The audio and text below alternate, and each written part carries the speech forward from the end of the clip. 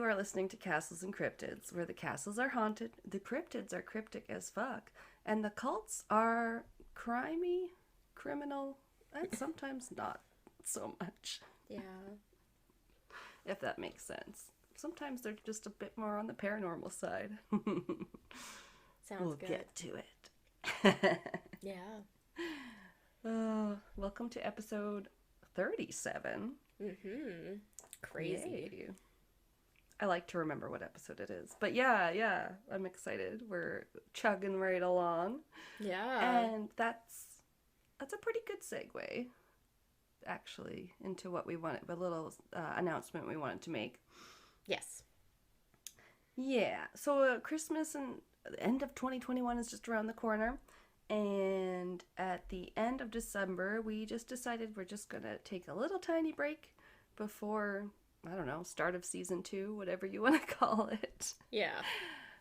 So there won't be any episodes the 24th or the 31st. Yeah. Yeah. So we'll still be doing 3 episodes in December and a Patreon at some point. So Correct. It's a very good way for us to shamelessly self-promote our Patreon. Yes.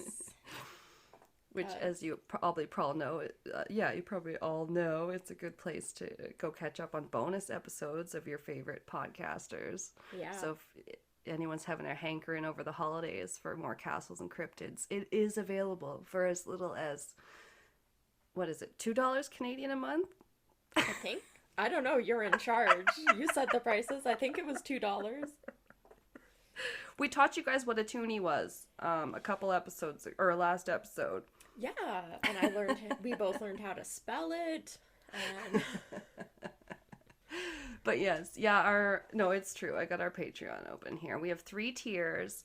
Our first tier is Toonies for True Crime, which is $2 Canadian. So yeah, it's very affordable. You know, less than your average coffee or London Fog or whatever the hell you drink.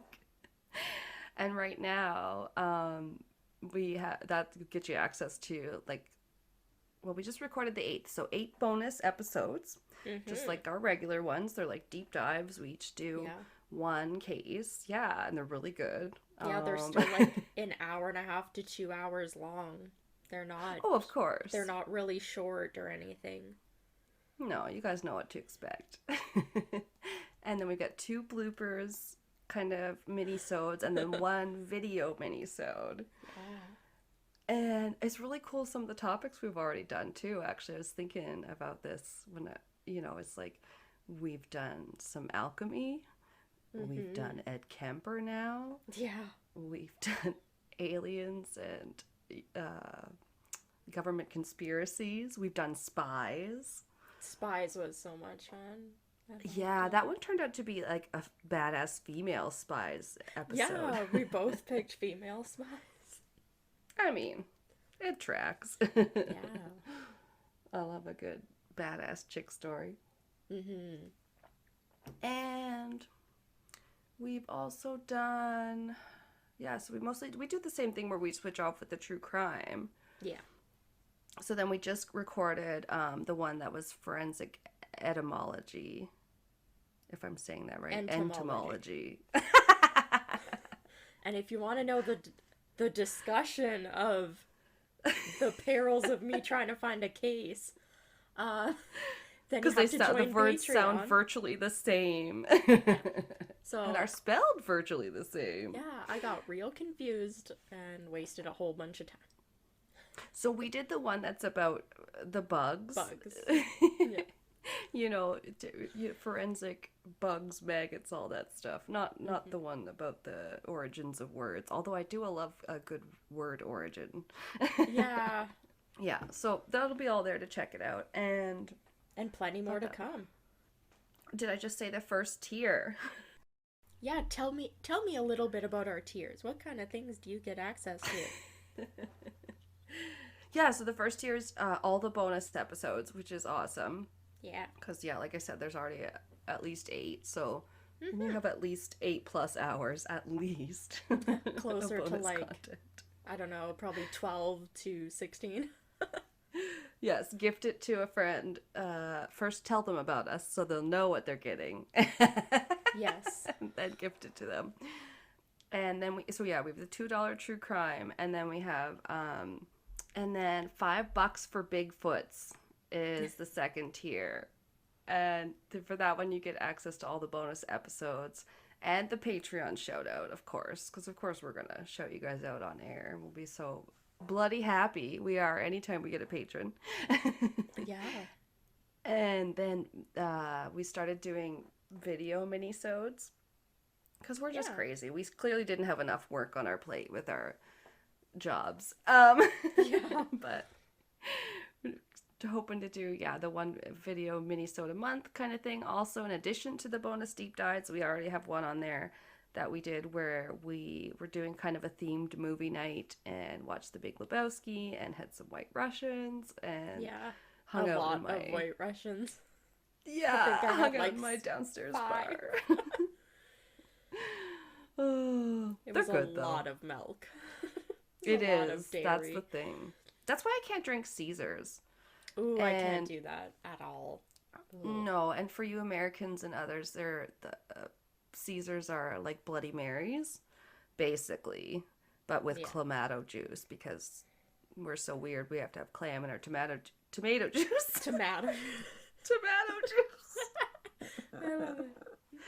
And then we have our $15, which is the best tier, obviously. And for that, you get to be called $15 Fen's Friends. Yeah. Yeah. I kind of stole that from Mirths and Monsters. He has one of his tiers. His dog's name is Finn. Finn? Yeah, Finn. So close. And with his Scottish accent, I thought his dog had the same name. But no.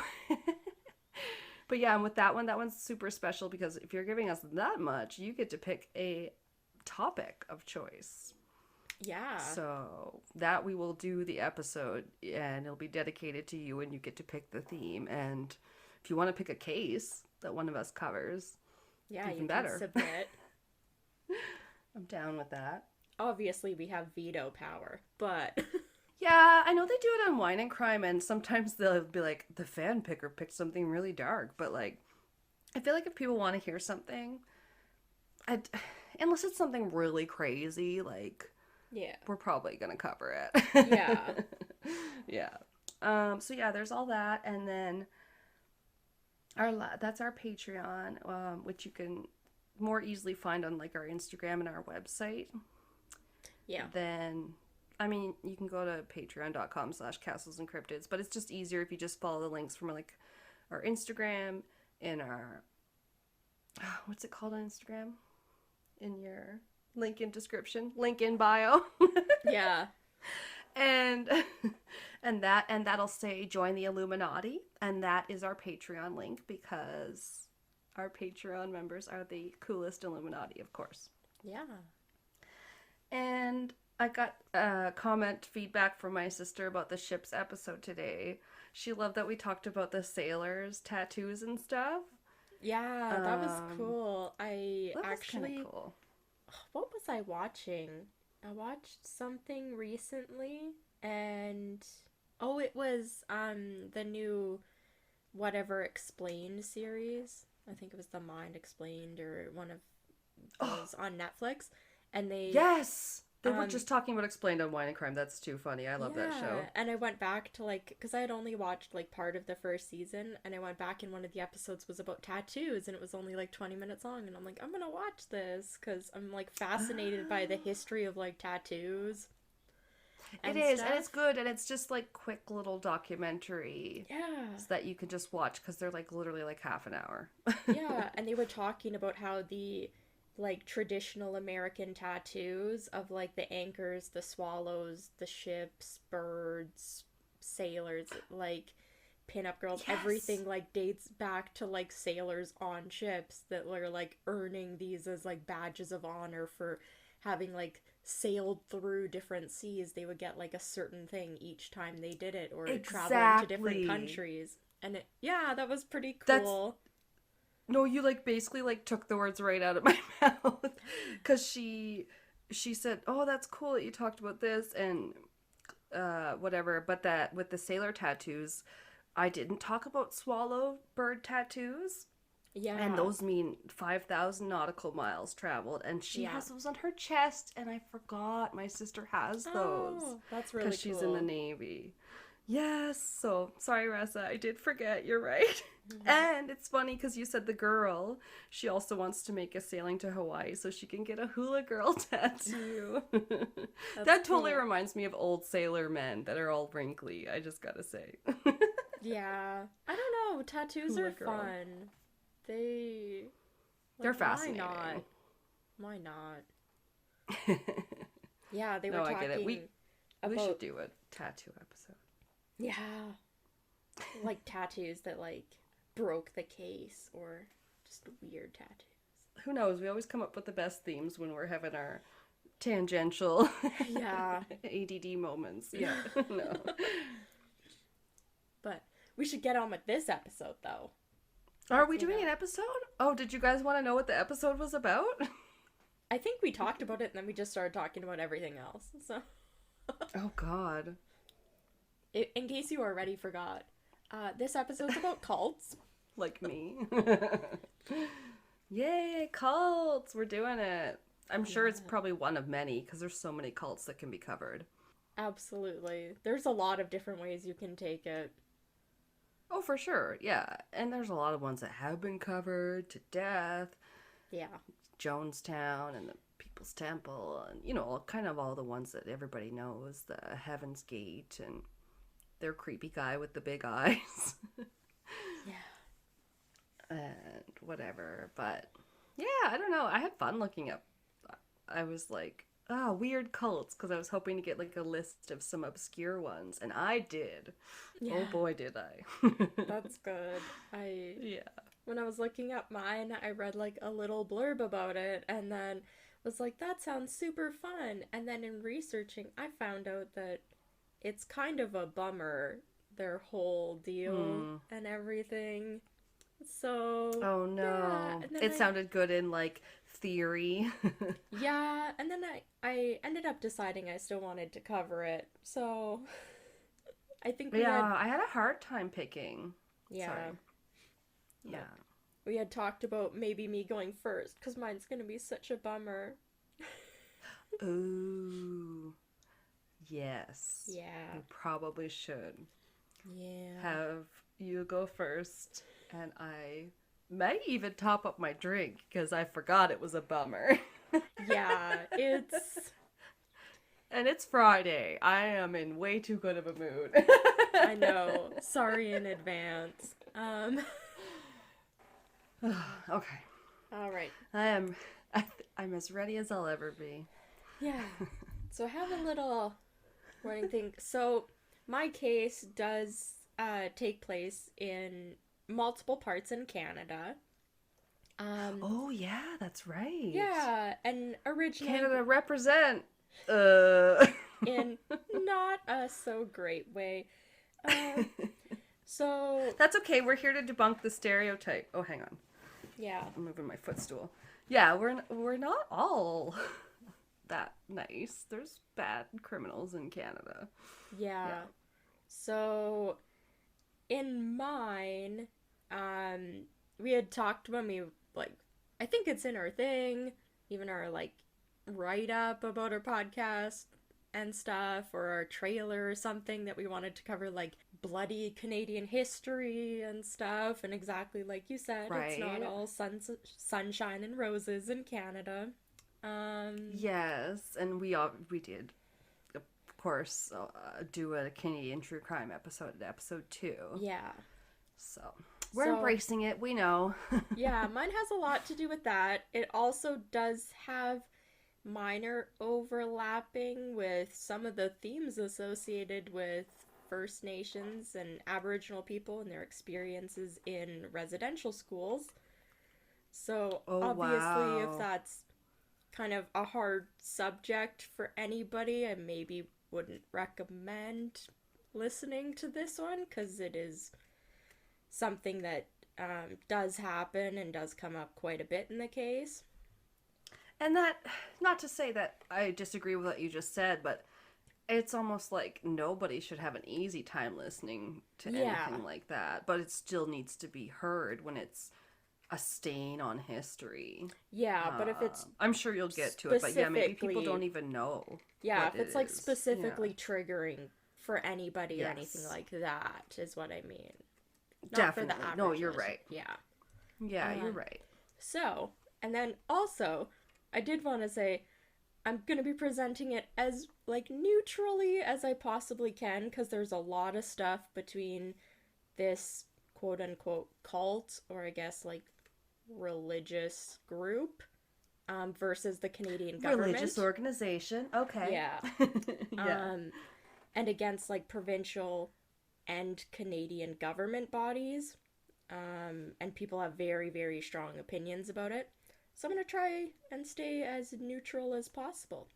So, Ooh. yeah, because Sounds like a minefield or whatever. it is kind of like some people online. There was a lot of stuff I ran across of like people saying like, you know what, this was like kind of a off branch of a specific religion that like immigrants had.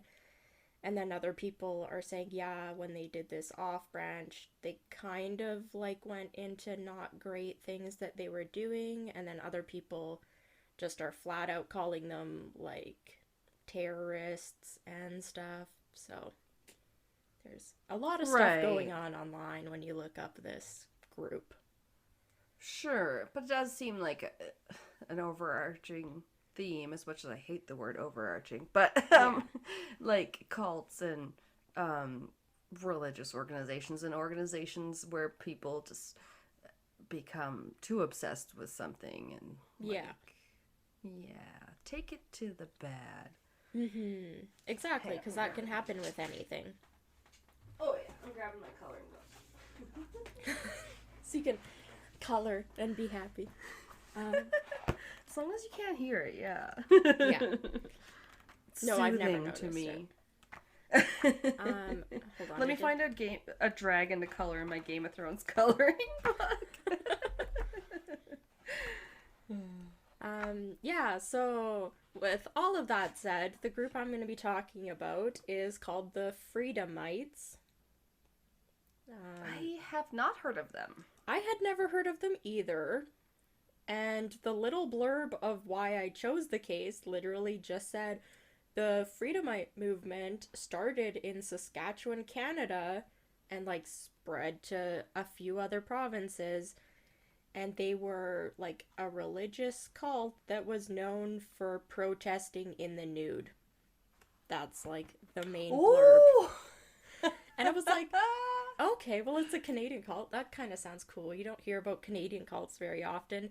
And then I got into it and I was like, oh, there's a lot going on in this. Like, yeah. No, you're right. You actually don't. I think when you said it was Canadian, I was like, oh yeah, there's tons of them. But then I was like, no, I'm just thinking of like maybe one that I've heard covered and wondering if it's that one. But nope, it definitely is not. Yeah. I knew there was one in like Quebec.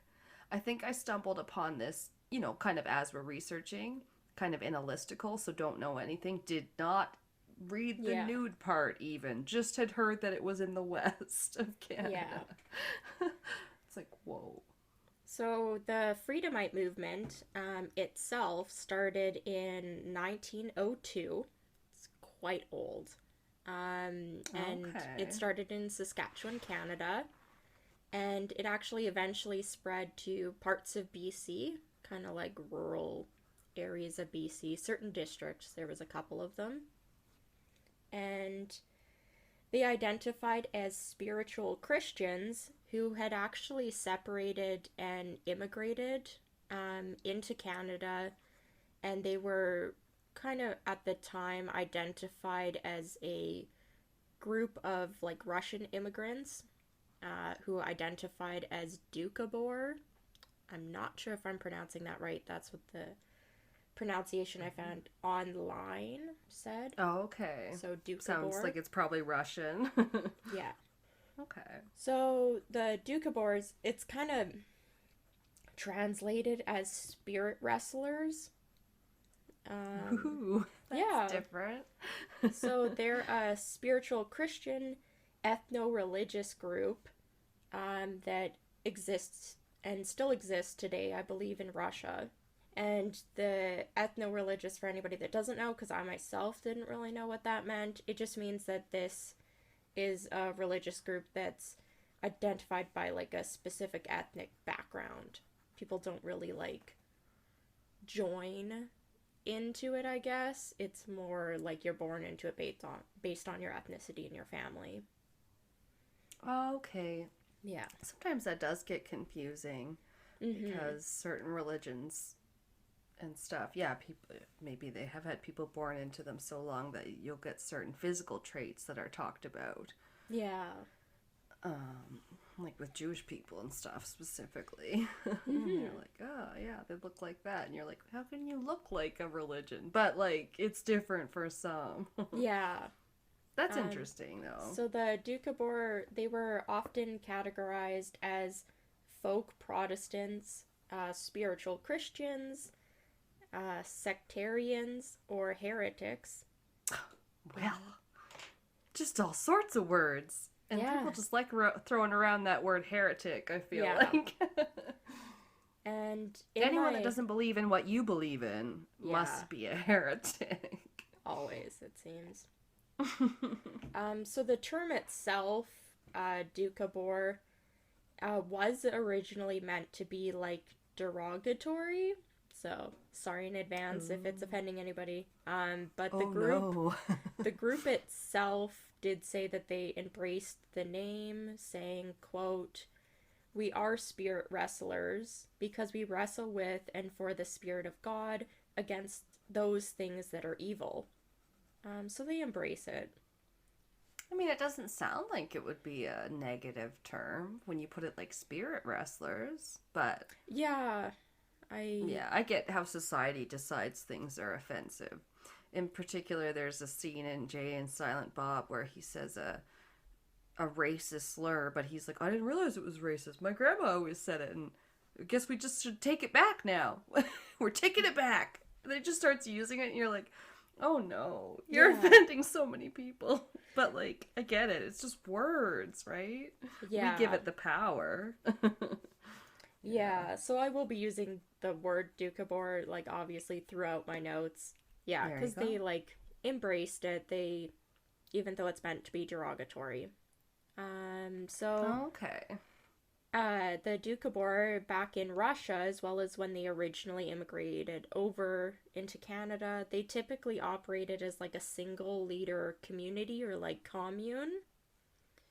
And in my brief looking up, like, their past in Russia, it said that often the leaders, like, exploited the group for financial or personal gain. Yeah. Yeah, and that's quite common with anything kind of going on like this. Yeah, and communes sound great in practice, but aren't always in theory, much like communism and other things. Yeah. So, the Dukabor, they believe in pacifism, and they live in their own villages. So they kind of build like their own villages, communes, communities, and they reject personal materialism. And they work together. They have worked together for centuries to develop a tradition of oral history, as well as their own like hymns and verses and songs. Oh, cool. Yeah. It's noted that they reject Russian Orthodox priesthood. They reject the use of icons and any sort of like associated church rituals. Oh, wow. Yeah. That might be an unpopular stance to take in Russia. Yes. That's part of the reason they immigrated to Canada. Yeah. Yeah. Well, you guys have thought this was something for thousands of years. Well, we don't really believe in it, but can we still all be cool? Yeah. Yeah. So they believe that the Bible itself is not enough to reach like divine revelation, and Dukabor's religious philosophy is based on 2 biblical commandments. They're recognize and love God with all thy heart, mind, and soul, and love thy neighbor as thyself. Aw, those Yeah. are good ones. Yeah. I can get behind that. Yeah, for sure. So their position has always been that war is not compatible with Christianity, and That to, makes sense. yeah, and they believe that to kill another human being is to kill the spirit of God within that person. So, yeah, so Ooh. they're very protective of human life. I like that. And their goal is to internalize the living spirit of God so that God's spirit would be revealed within each individual instead of like kind of looking up and like worshiping an individual person as like the spirit of God. They're wanting to bring that out in each person, which is really nice, I think. It is, but I do think it's also what scares members of the organized religion, Yeah. because if they're not needed to help people access God or what have you, deity, whatever, the creator, higher power, it's like, then what good are they gonna be, you know? Yeah. Ugh, it's a dangerous slope, I guess. So, though the origin of the Dukabor is unknown, they were first written records dated back to 1701. So the Dukabor Oof. are very, very old. Yeah. Scholars believe that they're actually possibly hundreds of years older than that. I could see that. I mean, it was hard to get word out before the printing press was invented. Yeah, exactly. And with their like oral traditions and songs and everything in Russia, like there's probably a lot of history that nobody knows about anymore. Yes, I think we've said before, we love a good oral tradition. I mean, we Yeah. are a podcast after all. Yeah. We're continuing on our ancestors' work. Yeah.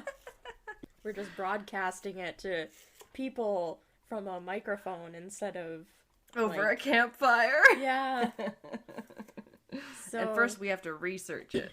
yeah. Because we don't know nothing. No. Yeah. So in 1899, the Dukabor were fleeing oppression from the government. As you kind of alluded to, the government didn't really like them, questioning the authority, and based on their beliefs and not wanting to fight in wars and stuff, they ended up fleeing with the help of Russian novelist Leo Tolstoy, or Tolstoy. How is it spelled again? Yes, I think I've heard T that one for O sure. L S T O Y. Tolstoy? Yes, I believe it's Yeah. Tolstoy. Tolstoy. Yeah, so Tolstoy? he actually Yeah. helped an estimated 7,500 Dukabor flee for Canada. Oh my gosh. Yeah. Good job, Leo. Mm-hmm. And That's he awesome. helped settle them originally in eastern Saskatchewan. Oh wow, they went there like, okay, here's a whole bunch of nothing. Yeah. Some prairie. I think that's what We're they used to liked. this. Oh, yeah, yeah, they might have been used to it if they're used to a bit of a Arctic tundra. Mm-hmm. Different kind of desert. No. And Saskatchewan's not a desert. I'm sorry. We now have no. some listeners there, finally. Woohoo! I shouldn't ostracize them too quickly. So, in starting in 1916, after they kind of started coming over in the early 1900s, approximately 300 Dukabor settled in a small colony in southwestern Alberta. Woo woo! What? And they actually kind of acted as the midpoint between the Saskatchewan community of Dukabor and then the BC colonies that had set up. And within Alberta, they, of Right. course, operated a flour mill and kind of were like a midway point. Right. Because when you had said they had made it all the way from Saskatchewan to BC, us being in Alberta, I was like, logically, you had to Right in come the over middle. Alberta. We're Yeah. in between. Yeah. Crazy. I've still like, and it's not a well-known cult, like we said. Yeah. Yeah. So, starting, as I said, in 1902, in Saskatchewan, they had, now that they had come over the Dukabor, they kind of or self-named themselves as God's people at the time. As I said, maybe they Okay. still at that time were like feeling Dukabor was maybe more derogatory. So they were calling themselves God's people. And Okay. They're rebranding. yeah, Renaming. later on, as I said, they did have an offshoot that identified as Freedomites. And it starting in 1902 in Saskatchewan, this group separated from the Dukabor. And along with like opposing like war and being pacifist, they also started opposing land ownership, public schools, any use of work animals, and then they began to hold their nude protests of their beliefs. But I mean, it sounds like they had some good intentions. Yeah, that's why I'm Okay. kind of iffy even calling this group like a cult and stuff, but Okay, I yeah. kind of felt the same about mine, but not to spoiler too much. Yeah. Don't worry, we won't be totally indoctrinated next episode, but No, because it's there's, easy sometimes to sympathize with some of the intentions. yeah. I feel like Oh, the total. initial intentions were absolutely there, and then Okay. 99% of everything else went wrong. Oh no. Yeah. So by 1920, they were kind of commonly known as the Sons of Freedom. This was the Freedomites. Okay. So Yeah, they're I think I may have come across a different name or whatever. yeah. So Interesting. the Freedomites also protested. As I said, they had like offshooted about 18 years before from the Dukabor. So the Freedomites, with their now like slightly stricter beliefs against land ownership, public schools, work animals, and things like that, they actually started protesting against the Dukabor that they had separated from. Ooh. Yeah. Um, And oops. yeah, the Dukabor themselves, a few years before in 1908, had separated into kind of two factions. So I don't reference them a whole lot. It's more about like the Dukabor in general, but there are two groups. So the two factions kind of had separate beliefs and each operated in like kind of a different province. So, Oh. yeah, there was the one faction that was referred to as the community, and they mostly followed the original leader named Peter V. Varigan, who had actually migrated over with after them, like quite a few years after them from Russia. So he was Oh, like their okay. leader in Russia. He was fleeing like a prison sentence or something, I believe. So when the Dukabor like left Russia, he couldn't come with them because he wasn't in Russia at the time. Oh, so he Yeah. came later. Okay. Yeah, so he came a few years later. He started the faction called the Community, and they actually are the ones that settled in certain districts of BC, and they actually began purchasing land and stuff, which was against the Freedomites' beliefs. Which is And interesting because, yeah, it is something that people just adopted where they're like, well, I came here, this is my land, I can sell it to you.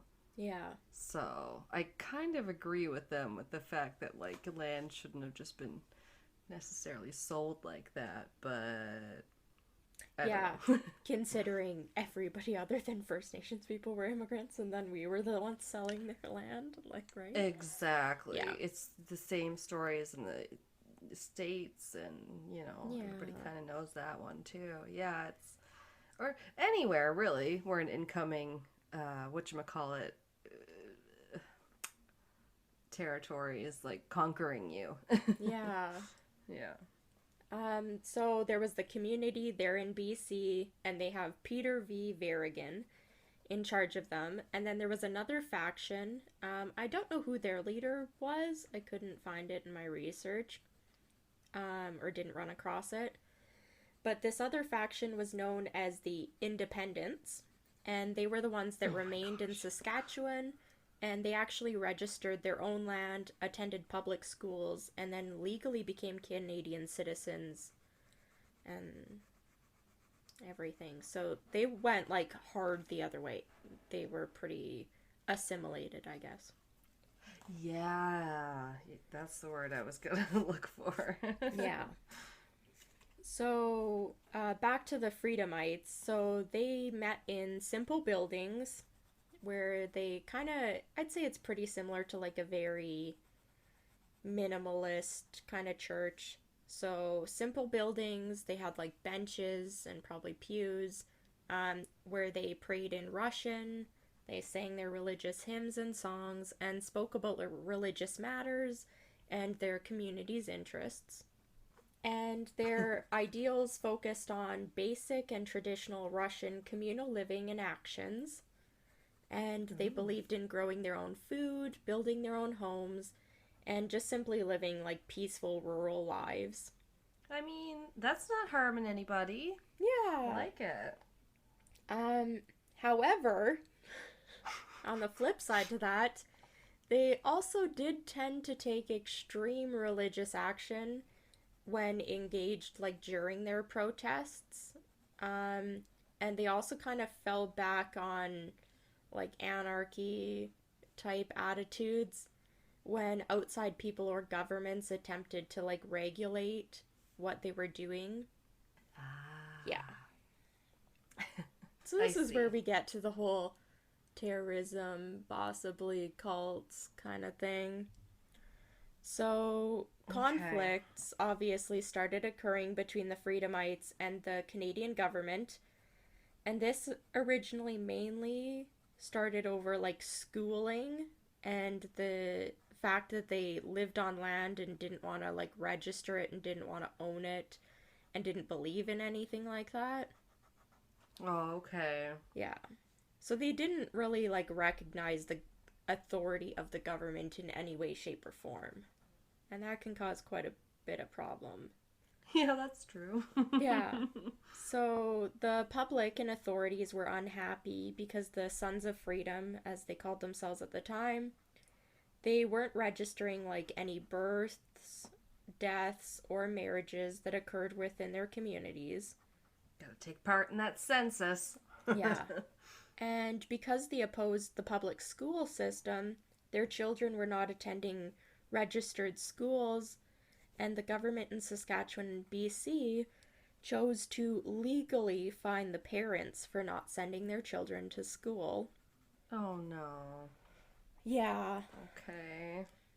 So this was against, like, the government choosing to do this. In my research, it was said that this was made against recommendations made to the government by sociologists as well as universities in multiple provinces. And they stated that the government should be working through the concerns of the Freedomite parents instead of, like, just fining them and kind of being like, that's it. Like, they should be working together to, I guess, like, increase their confidence in the public, like, school education system instead of just, like, penalizing them for not being involved in it. Yeah, because it's not, like, illegal to homeschool your children anywhere that I know of, so this seems kind of crazy. We'll get to it, because the government did some shady shit like that. Yeah. Ugh. So... Go figure. That's why I said, like, it started good, and then 99% of everything went wrong. The government did a whole shit ton wrong, and then the Freedomites, like, people did some stuff that I really don't agree with. Okay. Yeah. So the Freedomites, as I said, became famous for their public protests due to publicly burning their own money and possessions, as well as protesting nude in public. Burning their bras and their underwear, and then standing there in front of the plaza. Yeah. Yeah, because I'm like trying to picture these like nude protests where I'm like, where are they gathering? And they're just nude and cold. No, I don't know. they kind of, from what I saw, they kind of did like caravans, like they did marches. They also at some point, which I don't really like. They did gather nude as part of a protest in front of a school with kids. So that I Oh didn't. gosh. Yeah. Yeah. So Oh that part isn't dear. great. So in their Maybe doctrine, it's though, just not necessary, yeah. yeah, they had a reason for it, which we'll get into. Um, in their Oh dear. doctrine, though, specifically, because I did want to mention it when I came across it.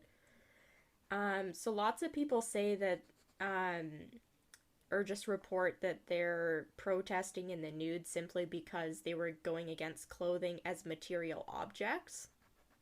Oh. However, Okay. in their doctrine and like belief system that they had, they actually believed that human skin, as it was like in their belief God's creation, that because it was created by God, it was more perfect than clothes, which were a man-made imperfect, er, sorry, which were made by imperfect human hands. So that's why they did a lot of stuff in the nude, is because that was God's creation and it couldn't compare to what they had made with their own hands. Well, that seems more well rounded out or whatever Yeah, than the first reason, which didn't sound like a full-fledged reason. yeah, yeah. It I gets was like, okay. mentioned a lot as they just protest material objects, so of course Oh, they're nude. material. Um, Right, but yeah, although I'm sure they used other material objects in their day-to-day life, like telephones and whatever. yeah, yeah. So Yeah, that that sounds that is what I came sounds like something across. someone made up because they didn't Yeah, understand. yeah, exactly. They didn't understand, and I feel like it's not really reported or talked about why they might have been doing this. Um, Yeah.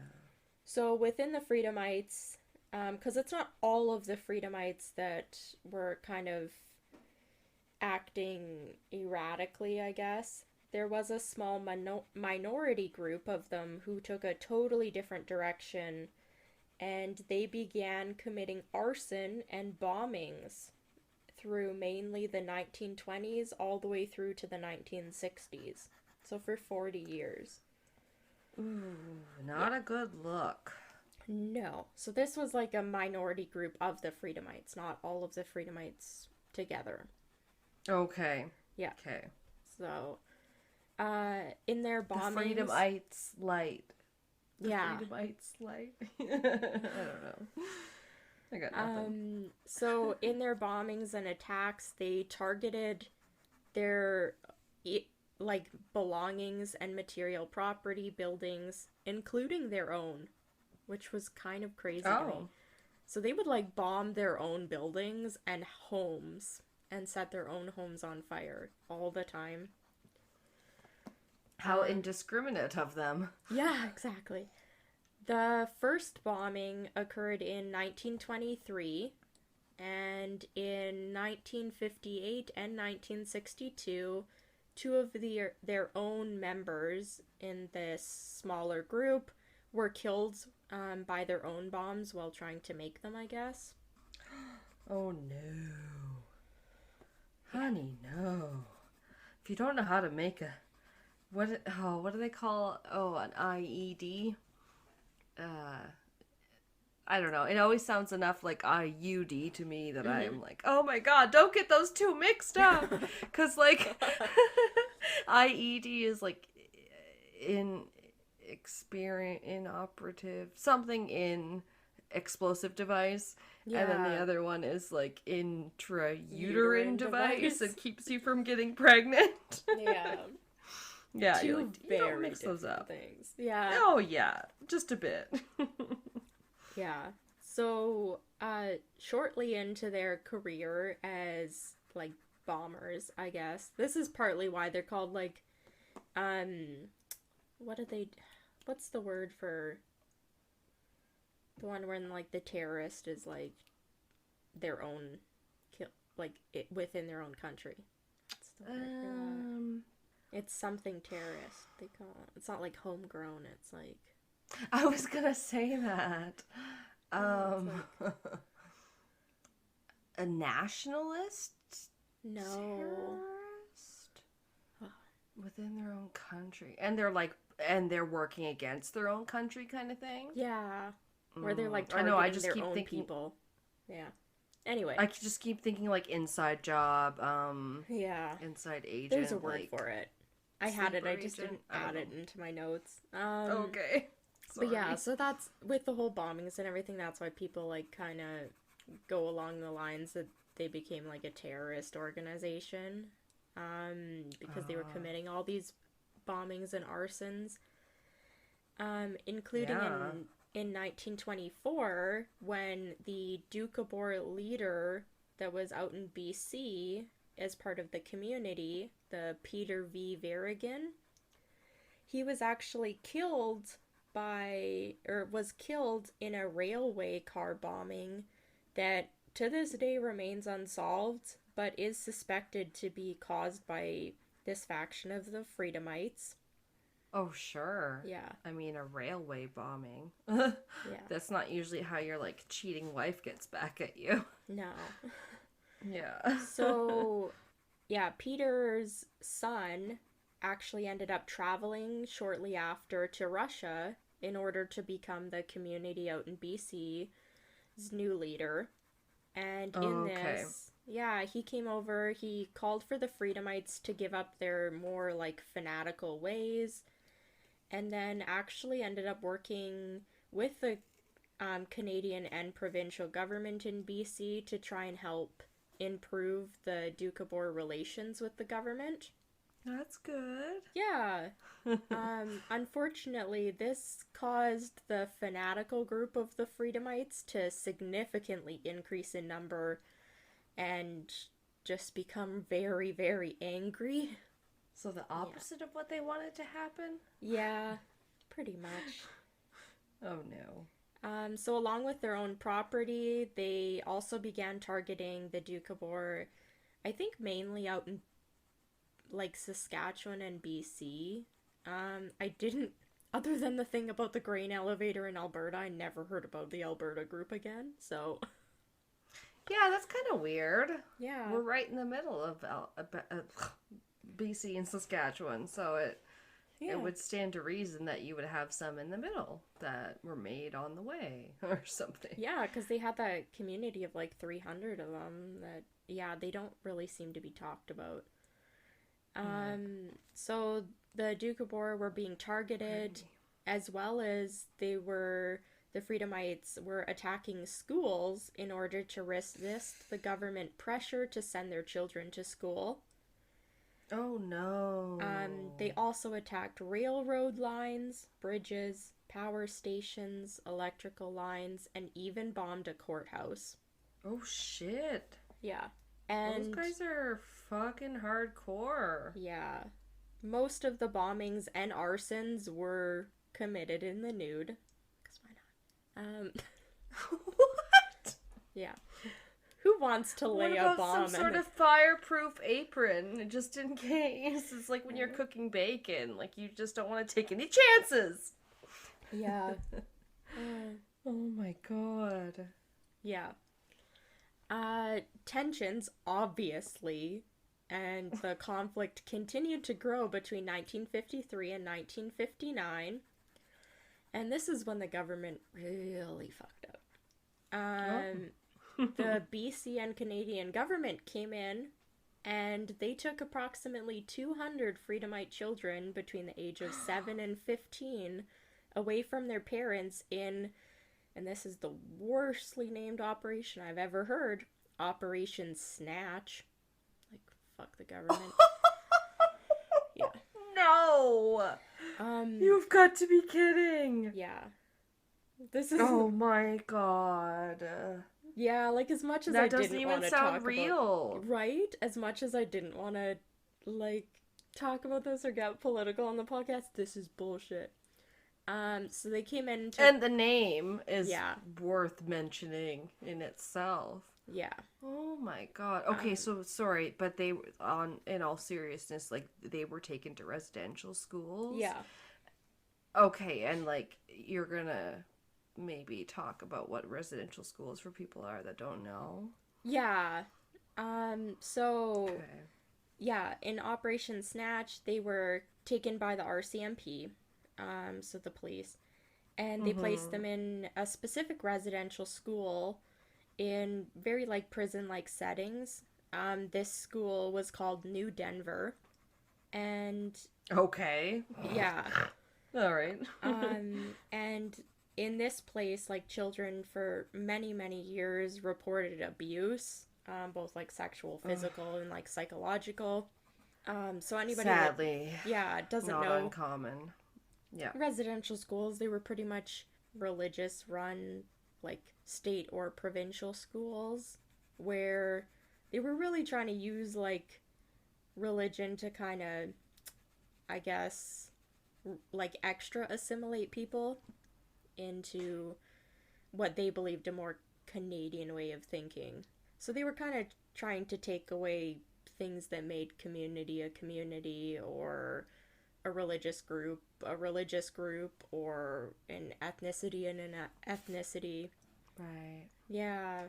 And Yeah, it makes me think of like the conversion therapy places where they try to yeah. make gay people straight.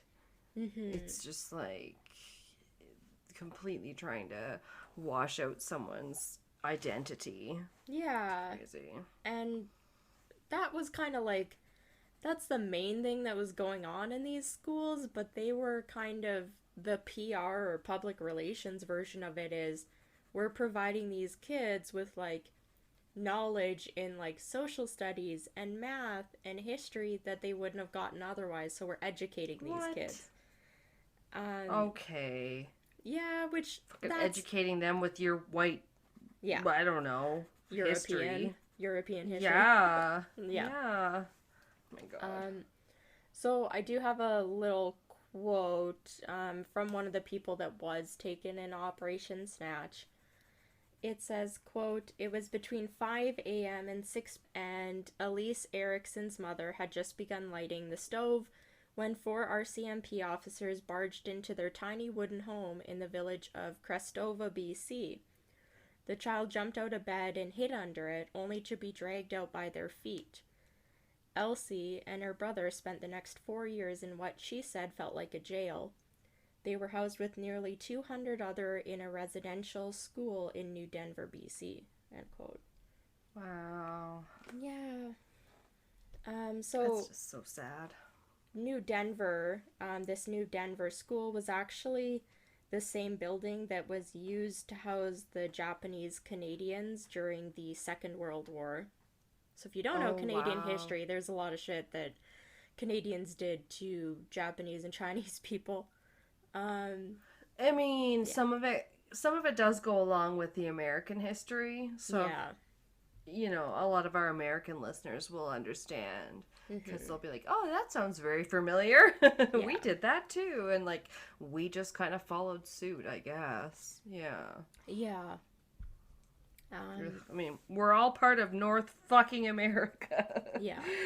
And we're not the best always. No. No. So Operation Snatch was a result of the BC School Act, or sorry, of the British Columbia School Act, which made state-run education for all children mandatory. Oh, So they wow. were not legally allowed to homeschool in any way, shape, or form. It wasn't an option. They had to go to a state-run education school. Oh, Yeah, no. yeah, I feel like intentions on both sides. Like, if you look at it from the point of the view of the government, the intention in the most absolute basic sense was providing an education, but obviously they significantly went about it the wrong way. And then from the Freedomites' point of view is they want their fucking children back that you took, right? Like, Yeah. and they were just Yeah, living it's their hard. lives. They were their own community, completely Mm-hmm. self-sufficient, and until they really started like the bombings and stuff and scaring the public, I feel like, yeah, but I don't Oh want to my say they god. Do you think that had an implication I for don't want to say all? Indigenous kids? Because, No. that's so scary. Oh, But I it's don't so want to say they horrible. instigated anything, because I feel like nobody instigated anything. Yeah. No, whitewashing is something that's been going on for so long that Yeah. it's not completely one people's fault, I don't think. No, because they didn't instigate, like, any of this, and I feel like the Ugh. government just had very severe reactions to Yeah. what was going on. Yeah, the BC government made the British Columbia School Act, which made the state run education for all children mandatory. And then Right. in September of 1953, the RCMP also arrested 148 adults who were protesting nude near a school. So, as I said, Oh, they God. had a reason to protest the school. Whether or not they should have been doing that nude in front of children, I'll leave that to the I individual to know, it's. decide. It must be like a hunger strike. They're just trying to kind of attract the most attention they can with the resources they have. Yeah, I get it. I don't but know. I don't know how I think about it yet. It but sounds yeah, kind of like funny. yeah, but like Just indecent exposure to children, like that's illegal. it's. Did you say it was an elementary school, or you just said No, it's just school? near a school. Near a school. See, Yeah. that could be a high school, in which case I would not be as bothered, No. to be Yeah. honest. Yeah. I need the Yeah, context of the age of the school. I know. So after they were arrested, they were taken to Vancouver, where the adults, these like almost 150 adults, were convicted and sentenced to prison terms in the Acala prison. I think that's in BC. Okay. No, I'm not sure.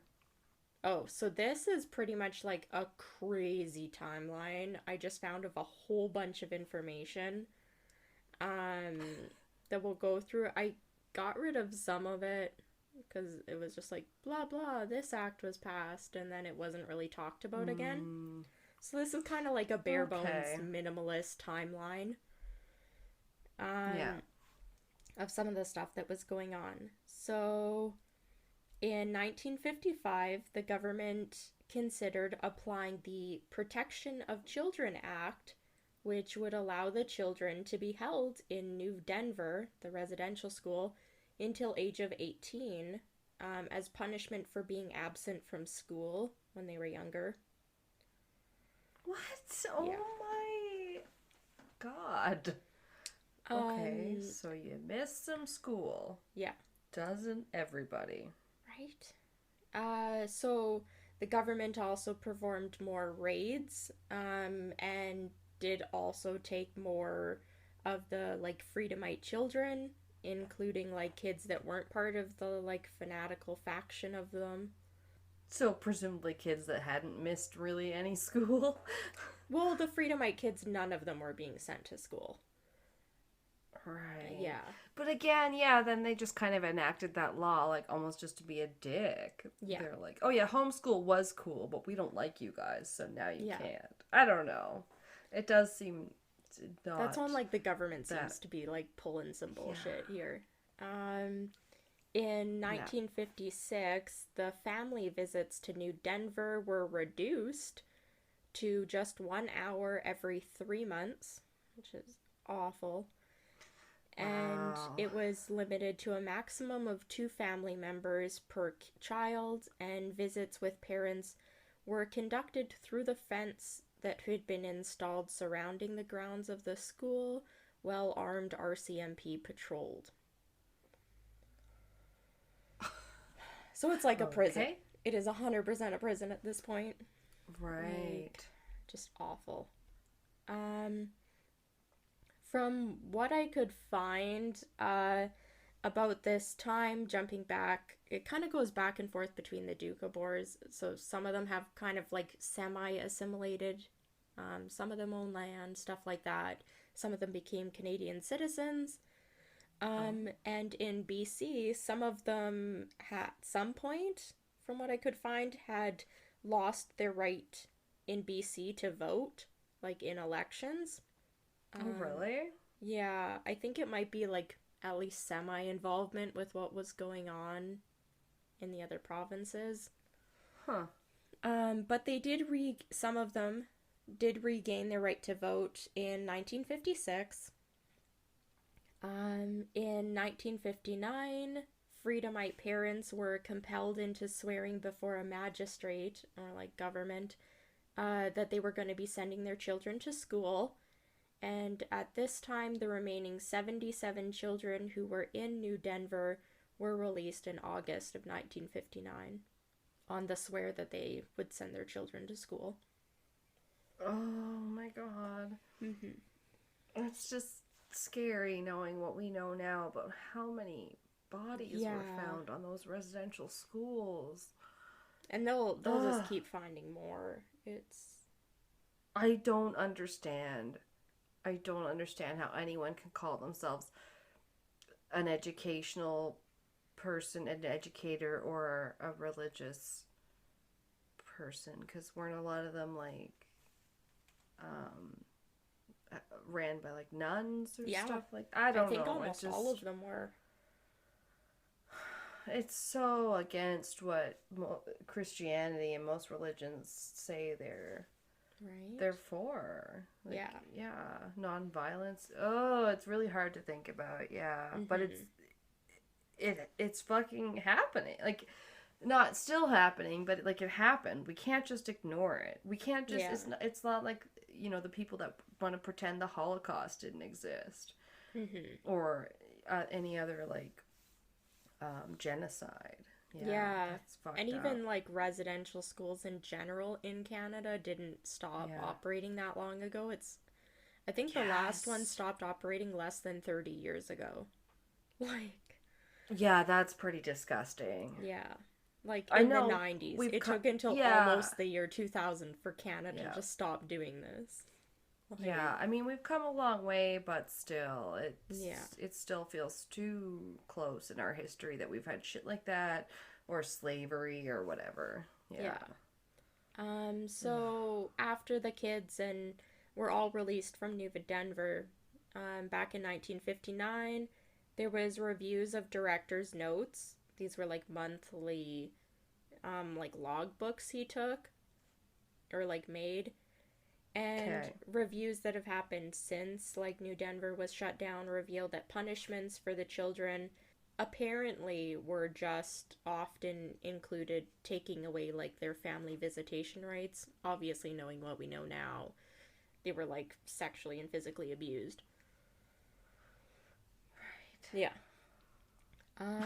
So from 1959 until 1962, the Freedomites continued to bomb property belonging to both factions of the Dukabor. They also bombed the Canadian Pacific Railway, as along with several other public like buildings, and hundreds more Freedomites were arrested and jailed. Wow. In 1961, Dukabors in BC were able to buy back their land from the provincial government. So I guess it had been seized at some point. But the buybacks... Russians. Yeah. They get a bad rap in a lot of different things that happened in their history. Right? And these were like pacifist people that were trying to flee being forced to fight in a war. Yeah, like a bunch of Gandhis or something. Yeah. Fuck.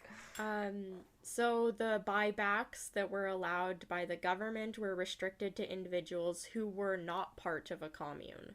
So they were specific about that. Okay. In 1962, the Freedomites made their way to Vancouver to raise public awareness and protest the arrest of their members for arson and bombings. So I believe that's like the fanatical group was kind of being more arrested, and then some of the other Freedomites started protesting the others' arrests. I mean, but you kind of don't have a leg to stand on there, because they probably deserved it, being arrested.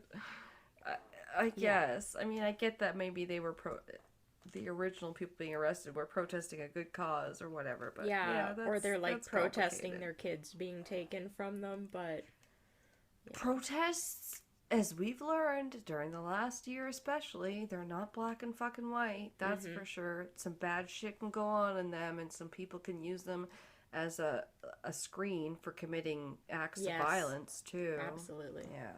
Yeah. So in BC, the BC Civil Liberties Association was launched, and it was based, from what I could find, on the human rights concerns from the Freedomites' treatment by the government. So I think they started this association, but I'm not positive on that. So if it's wrong, I'm sorry. Okay. In 1960, I'll never check it. Yeah. In 1964 and from 1964 to 1984, the Dukabors organized many anti-war and anti-arms demonstrations in Canada, as well as a 50,000 kilometer, quote, Peace and Friendship Caravan International. In my research, it said it ran all the way from BC to Russia, but I don't know how that works. Wow. I mean, because I'm like, how'd you get over the ocean?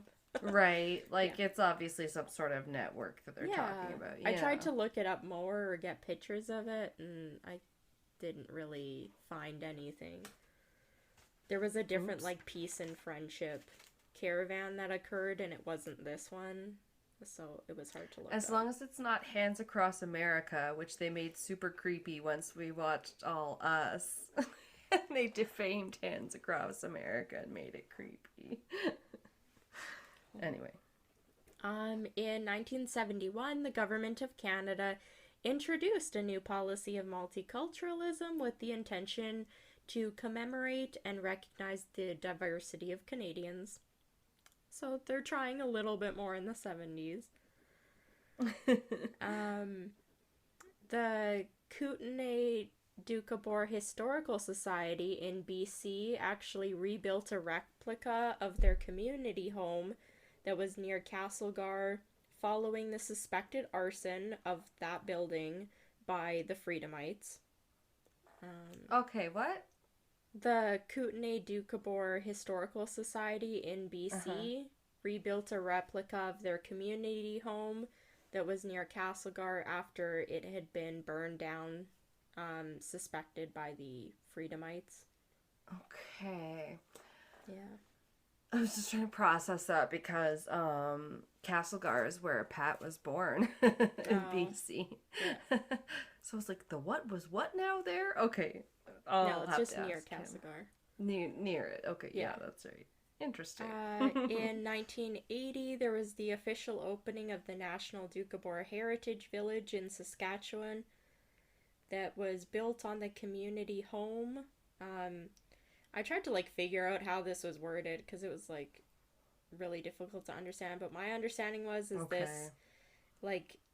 this National Dukabor Heritage Village that was built in Saskatchewan was built on the community land that was used by the Dukabor community group that was led by Peter V. Varigan. Okay. So in 1982 to 1986, the BC government organized a committee on intergroup relations, and this committee had representatives of various Dukabor groups, so I assume the community and the individuals. And it also had representatives from different government departments and the police. In 1999, oh my god, I hated this word when I worked at AMA. In ombudsman.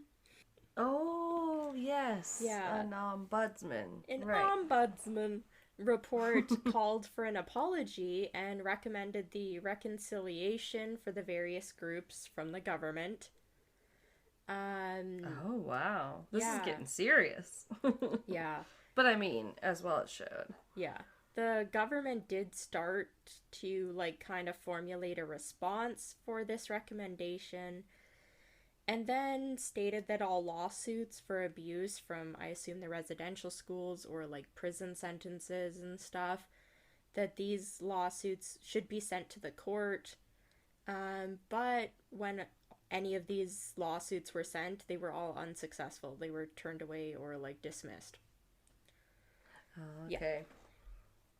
So they're trying, but not super hard.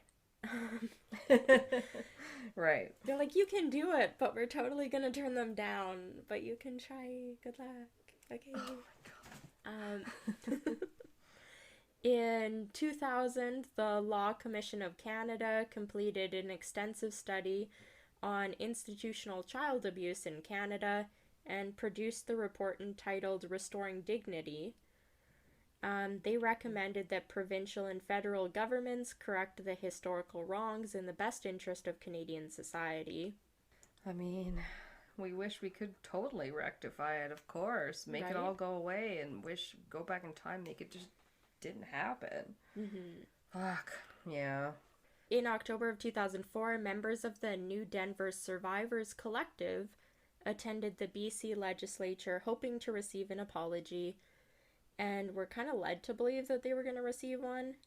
Instead, they kind of received a half-assed statement of regret on behalf of the BC government, where they kind of apologized, and some of them accepted it and said at least it was something. Some of them, it made them even angrier. Sounds about right with Yeah. most apologies nowadays. The government of Canada, however, did not apologize for its role in the removal of the children, saying that it should not be held responsible or have to apologize for actions taken by the government decades ago. So fuck them. Fuck the government. You heard it here first. Wow. Kelsey said fuck the government. The Canadian government. Just look away, FBI. Yeah, no, but... Yeah, like, oh my god. That sounds like completely out of step with anything that's being said by our government nowadays, especially with Mr. People Pleaser Trudeau, who, would never, like, he's the opposite of Trump in that he's at least good at looking like he wants to please the people and make them happy and, like, say that, like, shit like this is totally wrong. And, of course, we totally feel so bad about it. But, like, it sucks because even that doesn't do anything, you know? Yeah. Because it's just a statement. It's not like you're not taking action on something.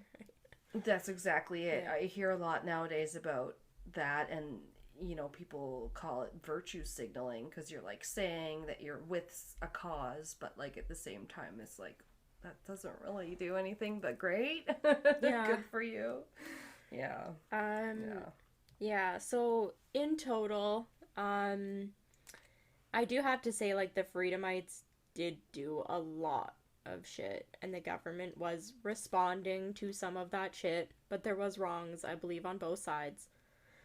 Because the, like, fanatical Freedomite group did carry out roughly 1,000 attacks between arsons and bombings, whether on their own property and possessions or, like, public.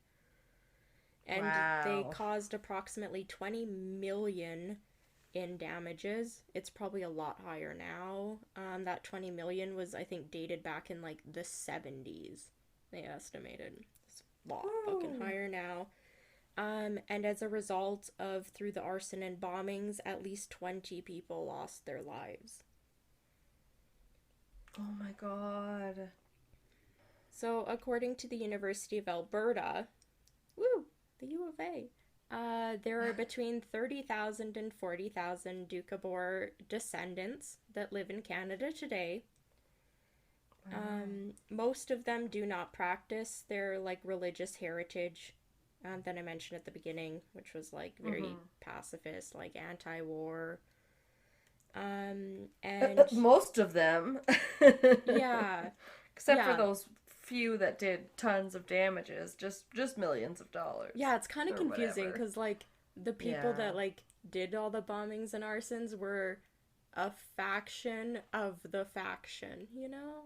They were an offshoot of the Freedomites, which were an offshoot of the Dukabor. So, and they were butting heads with each other at the same time. And with religion, it's usually the same way, too, where it's not, like, all fucking Christians are evil or anything, but, like, then you'll get some that'll do some crusades or hunt down some people that don't really deserve to die, and you're like, oh, that's not what your religion's supposed to be about.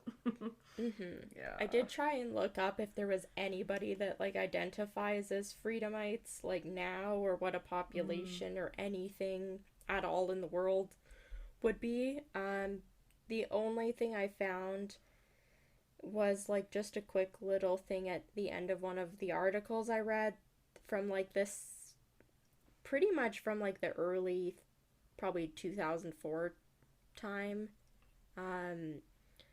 There was talking about them going to the government asking for like apologies. It just said that the Freedomites hadn't been heard from for like a few years at that point. So they could have completely disappeared now. Wow. Yeah, but the Dukabor are still around, so hopefully they're, crazy.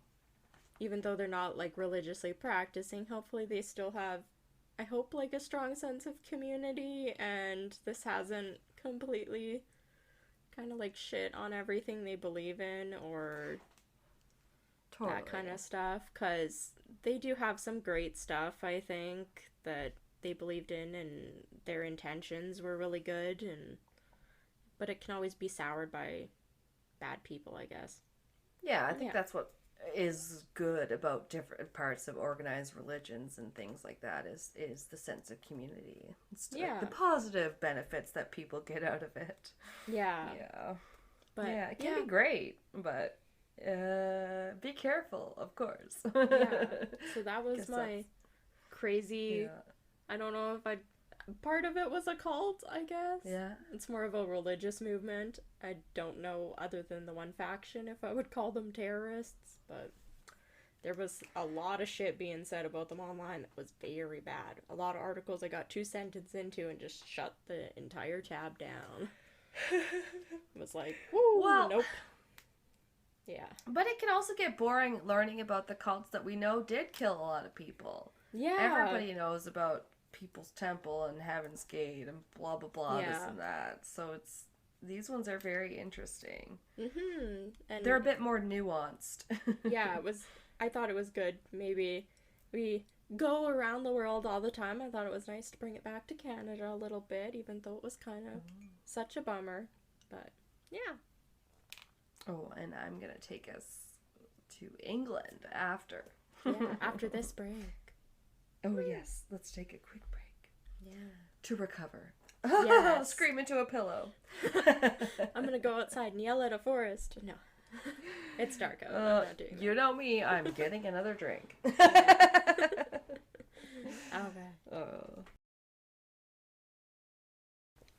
Okay, so for my cult... That's right, the one I'm going to join. No, but I kept saying to Pat that I had to pick a cult for this week. Just to kind of get a rise out of him, but he's pretty unflappable. That, having been in the military, unless you're saying something that's going to actually disrupt his routine, and it's believable, he's not going to react. Yeah. You saying you were going to join a cult just reminded me, Bailey Sarian, the YouTuber I like, she was saying, because she lives in LA, she was saying one of her favorite things is to go to random Scientology meetings, because there's like a Scientology church near her, and her like boyfriend, or now fiance, I think. Ooh. I'm not sure. They just kind of like, they just kind of like sit there and are like, she's just sitting there going, oh my god, this is so fascinating, and her boyfriend's like, let's get out of here. It would be. Yeah. I have heard other podcasters that live in LA say they were like, oh, I was accidentally almost recruited or something to that effect. Like, I was just curious. Yeah. I do have to say, you are 100% joining a cult or a crazy group if the website they give you is just some dude's name. Don't do it. Oh, okay. I think we're in the clear here. Yeah. Some, like, client, when I worked at AMA with Carly. This like older lady in like her 60s gave Carly a card and told her to join like her group because she thought it would benefit Carly, and Carly showed me the website and it was just like some dude's fucking name.com, and the homepage was just a picture of him, and I was like, Carly, no. I was like, don't do this. This lady's trying to pull you into a cult. And the lady like showed up a week later and was like, I noticed you haven't called or joined in the meetings. Oh my god. We did get some pretty pushy people there. Yeah. I was kind of used to it at my bartending job before that. Oh, yeah. It was bartending. It was at a hotel. So I'd worked the restaurant, like I was a server. I'd close the hotel bar. I'd work the banquets in the banquet room. Like sometimes you'd have like wedding receptions or like Christmas parties or whatever. And like, oh my god, don't tell me I just lost my train of thought. Oh my god. Sorry, what were we saying? I'm a loser. Cults. Cults. You had weird people at work? Yeah, there was a lot of like there was MLMs and things. Yeah. I don't know. I honestly can't remember what my point was, but yeah, it's crazy. It can be so easily fallen into, I think. Yeah, Carly was excited until I pointed out the website was like soandso.com, and I was like, no. I was like, any actually half-assed religious like organization or like cult is at least gonna come up with a name that's not the dude's name.com, okay? Yeah, like, and then they'll buy the domain name. Yeah. Like these guys who are called the Aetherius Society, I think is how it's pronounced. Aetherius.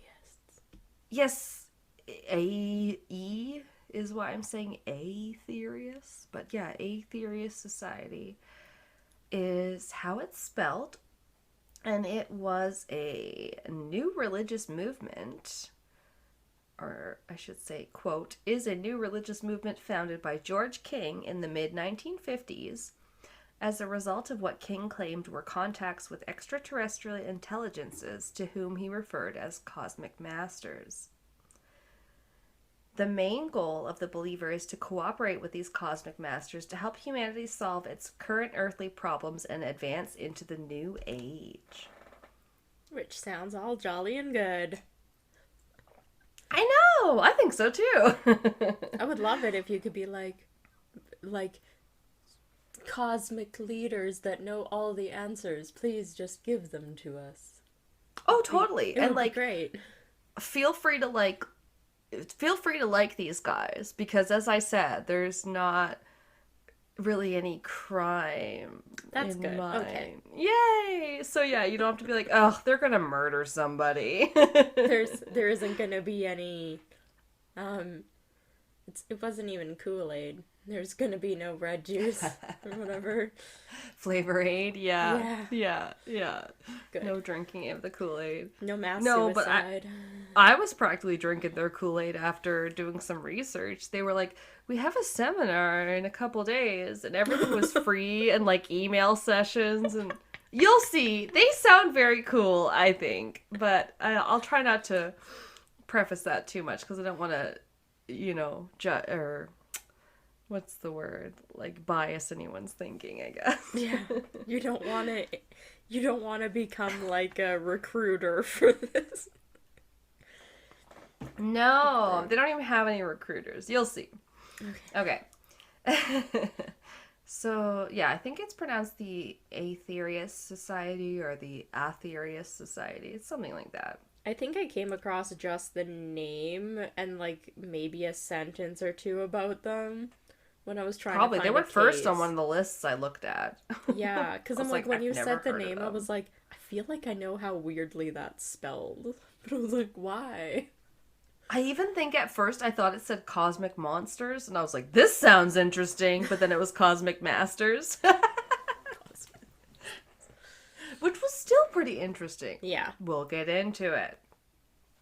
They believe in selflessness and extraterrestrial life.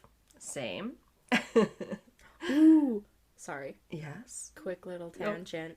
Did That's you hear that okay. NASA confirmed there's like 300 other planets? No, I don't think I heard that thing specifically. No. Yeah, they just That's confirmed interesting. that there's like at least 300 like fully functioning like planets now. And it was like, yeah, there's fucking aliens. No, I heard. Yeah, no kidding. No, I heard something today that something was going to happen in December, a scientific endeavor that was, I don't know, gonna like map universal history or something in such a way that they could possibly kind of see back to the Big Bang. It sounded pretty incredible, Wow. but I'm not explaining it well enough, I'm sure. But anyway, okay. We'll get to it. Yeah, oh no, yeah. Kelsey Watch knows. out for that this December. Okay, so the Aetherius Society, it was actually founded in 1955 in London, so it's not that old. It's about the age of my parents,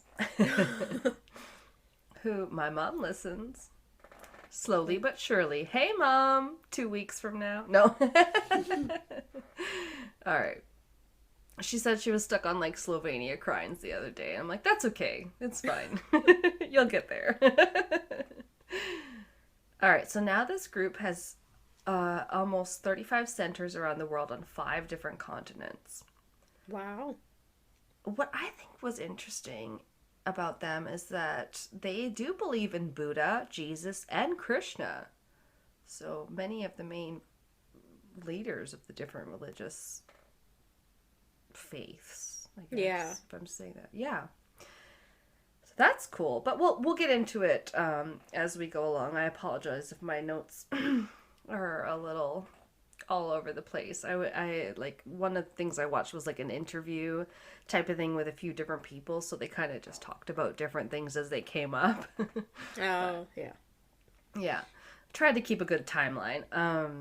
So in general, they do a sort of focused prayer or an intentional kind of thinking, you know, sort of focusing, sending the positive vibes and stuff outward, which I think is really cool.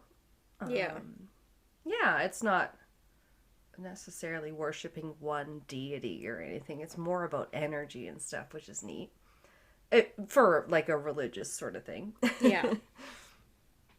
They believe that communicating and working with aliens will better humanity overall, and they believe we need extraterrestrials to survive.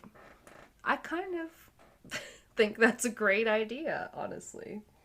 Yeah, I mean, if we meet aliens and they're more advanced than us, I would hope that we would try and get help from them about stuff. I know, I don't think it would take much to be more advanced than us at this point. Yeah. I know, like we're chugging right along, but still, other people must have got here before we did. Yeah. Yeah. And they talk about that. So the founder is called George King, or he might be referred to as Sir George King. Oh, the one thing I was going to look up is, I think he has a doctorate, because sometimes he's referred to as Dr. George King. Oh. But I had read that the Sir George wasn't really an official Sir, like from the royal I British was just family. gonna ask, did he get knighted? Well, I thought so at first because they had several articles had referred to him as a Sir, but I believe it was during the interview someone said that it wasn't quite an official from the royal British family Sir, and that it was from a royal family descended from Jesus Christ, Constantinople. I didn't read it. I didn't write that one down. No, Constantine, that one, because they're the one that has a Keanu Reeves movie about it. I'm like, Constantinople? Nope, that's Istanbul. Constantine. Istanbul, yeah, not good. Constantinople. Constantinople. Good thing we don't purport ourselves to be an entirely history podcast, right? Yeah, I don't know geography. I barely know where places are in Alberta. We try, okay. All right. But he was an interesting man. Sir George King, or just George King, whatever we're calling him, the founder of the Aetherius Society. So he was born 1919 and he lived till 1997. He was a British occultist. His mother once owned and ran a healing society. So that probably influenced him a bit. I'm not exactly sure what that entailed, but I don't know. I kind of picture a spa retreat. Yeah. I feel like that's a whole lot of positive vibes. And that's totally what they were about. And a whole lot of crystals and, like, gong in the kind corner. of. And let's all wear white togas and incense and flowers in our hair. We're gonna midsummer this. Yeah.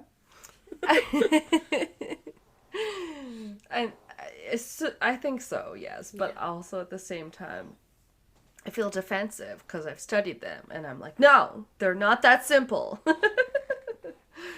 Okay, so we'll get into it. It can be a little hard to believe, but I have different feelings about it after reading all about it. So we'll let you guys decide.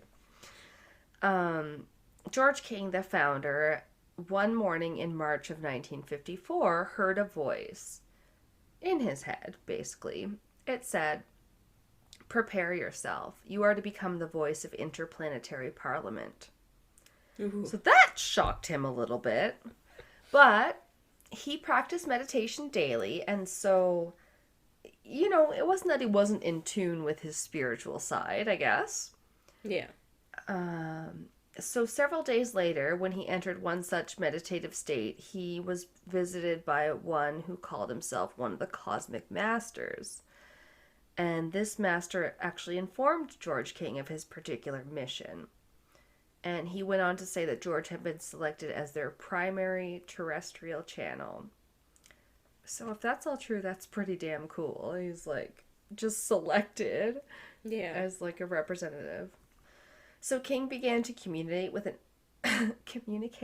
entity named Aetherius, and Aetherius was from Venus, actually, but served as a cosmic master of the interplanetary parliament located on Saturn. And actually, Jesus, Buddha, and Krishna are all masters. So as we mentioned, they do believe in these different, religious deities, or whatever you want to call them. So they're members of parliament. Got it. Which I think is cool, because I've always noticed how different religions have overlapping, not theories, but, whatever the word is I'm looking for, that where, like, they just believe in peace and love and harmony and those sort of things. Yeah. Yeah. Central tenets of some kind. Yeah. Mm-hmm. Even like how they, like, the origins of, like, their religious figures and stuff. Sometimes there's quite a bit of overlap, and I think, and that's interesting, especially when it happens to different societies around the world that don't talk to each other and stuff like that. Yeah. Which doesn't really apply here, but this is an interesting case. So George King was communicating with the entity named Aetherius, and he actually kept in contact with Aetherius until his death in 1997. At one point in his career, he did a public communication where he channeled Aetherius in front of a group at Caxton Hall in London. So he did public, it's not like a reading, but it's like he would channel, these different spirits and, like, talk about what they wanted him to talk about. Yeah. He started a magazine, Aetherius Speaks to Earth, which is now called Cosmic Voice, and he has authored several books. And in 1956, he founded the Aetherius Society, and it was actually a pretty good time to do so, as, like, the Roswell crash had just happened, within the last 10 years. So I think people were curious at the time. Yeah. And then King says he learned all about the extraterrestrial hierarchy which sent spiritual energy to the planet. And this could then be used to fight forces of evil. And this is the part I really like. I do like the idea of, like, your energy and stuff being so important. And, you know, even if you're not someone that believes in a certain religion or a prayer, studies have been shown that, say, a sick person that had lots of people pray for them, like, the actual energy has healed them or helped them in some way. And so I do believe that it has some effect in that sense. That's pretty cool. I hadn't heard of that before. Yeah, there's, I think, a few different religions or things that believe a little bit in that vein. Yeah. Yeah, might touch on them, but with the Aetherius Society, they believed spaceships would position themselves above the Earth at specific times of year, and those were believed to be the best possible times to transmit the energy to Earth for, like, maximum results. And Sir George King received a mystical consecration on July 23rd, 1958 from the Master Jesus for his mission, and Lord Buddha added his consecration on December 5th, 1978. So definitely what first drew me to the case was, like, it just seemed crazy that people were talking about, like, Jesus and, like, how he came from another planet and different interpretations like that. Yeah. Yeah. That's pretty wild. It's pretty wild, but at the same time, it's pretty wild that we believe that, yeah, one guy created Earth also. Or, like, you know what I mean? It's just, it's all really out there. Okay, so how did one visit from a cosmic being grow into this larger organization? So back to the beginning. When George first heard, like, the voice in his head, he was so shocked that he, like, dropped the plate he was holding and it broke. He had apparently been washing dishes, and like I said, he was kind of, like, fond of going into kind of meditative trances, so I was like, was he meditating and washing the dishes? Just zoning out, just thinking my thoughts. He was zoning out, exactly. He dropped a plate. I've been washing he was this like, plate. fuck. I've been washing That this must be because one someone plate. talked to me. Yeah. No, but he ended up speaking to some wise yogi or practitioners of yoga and meditation in Indian religions, which he was a part of. Like, he practiced yoga at this time, which in 1955 I don't think was that popular. So no, that was pretty neat. Yeah. Not a lot of white people were doing it yet. Right? I think especially even men. But yeah, nobody knew what he spoke of with anything he was talking about. With the different energy and stuff. So he decided he wanted to meditate on it until he found some sort of an answer, like, no matter how long it took. So he entered a trance-like state and he waited.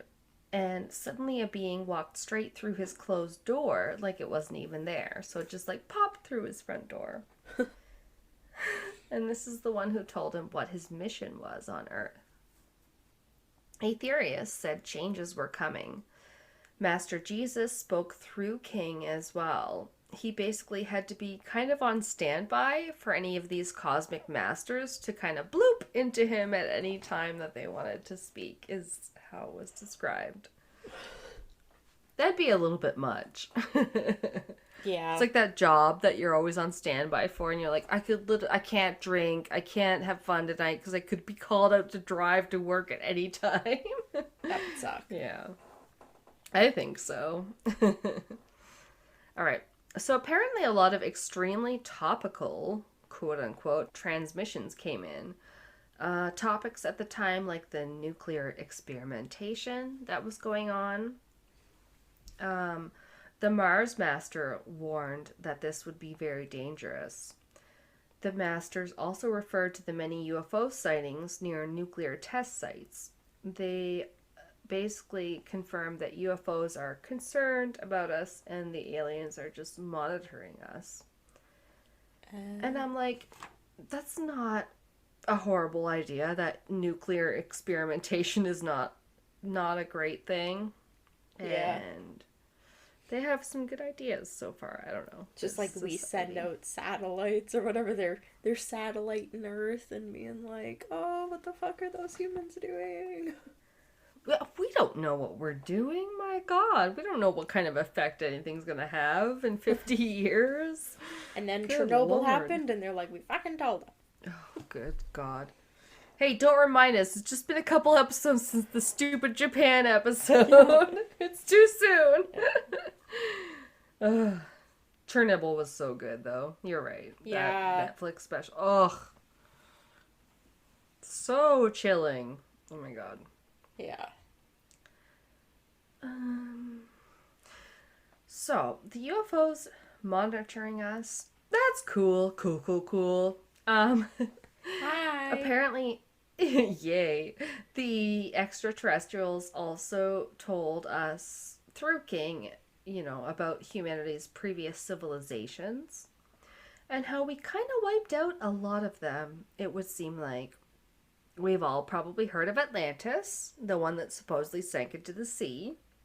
Yeah. They cited that as one of the civilizations that humanity fucked up on. And also one called Lemuria, which I have heard of briefly. If you haven't, there's like a theory that they kind of live under this mountain called Mount Shasta in California. But again, it's kind of like this Atlantis otherworldly society of like beings that have been here longer than us stupid humans have. Oh, okay. I haven't heard of Right, them so before. they say, I've heard of them like a couple times nowadays, but they say that we wiped those two societies out, Atlantis, Lemuria, and also there's apparently an entire planet that was destroyed. I got the impression like by humans or whatever, called Maldek. So it was like they were talking about different incarnations of humanity that we've had where we've just kind of fucked up. And they're like, we don't want this to happen again. You guys could figure it out. We're like, yeah, I hope so.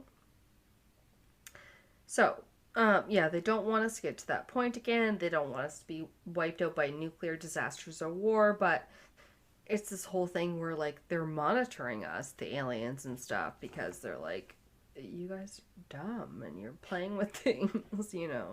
We're the equivalent of, like, them watching us is the equivalent of us watching cat videos. Probably. And they're like, look at them. They're playing with the ball of string. Oh, look. That one's got a black hole. Look at him go. Yeah. The cat that's at the water dish, when it turns around, there's a cucumber on the floor and it scares the cat. What? Yeah. Cucumber? Yeah, there's like this whole thing. It's either, I'm pretty sure it's a cucumber, but like cats are afraid of cucumbers, I guess. It's like a whole thing. Oh my God. Some cryptids are too. Just you wait.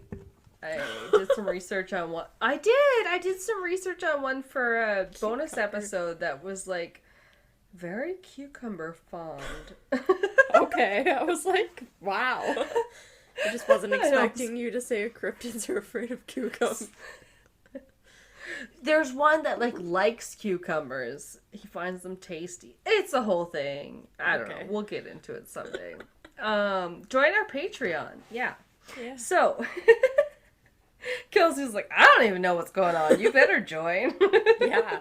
I haven't been told about this yet. I know. I'm going to teach you that cryptid lesson very soon. It's great. Yeah. Okay, so but these guys, yes, the society, Aetherius Society, kind of believe that Earth is like a, quote, living, breathing, spiritual being who is knowingly supporting all this life on her, which is kind of cool. I mean, everything else in nature is alive, plants, animals, whatever, right? Yeah.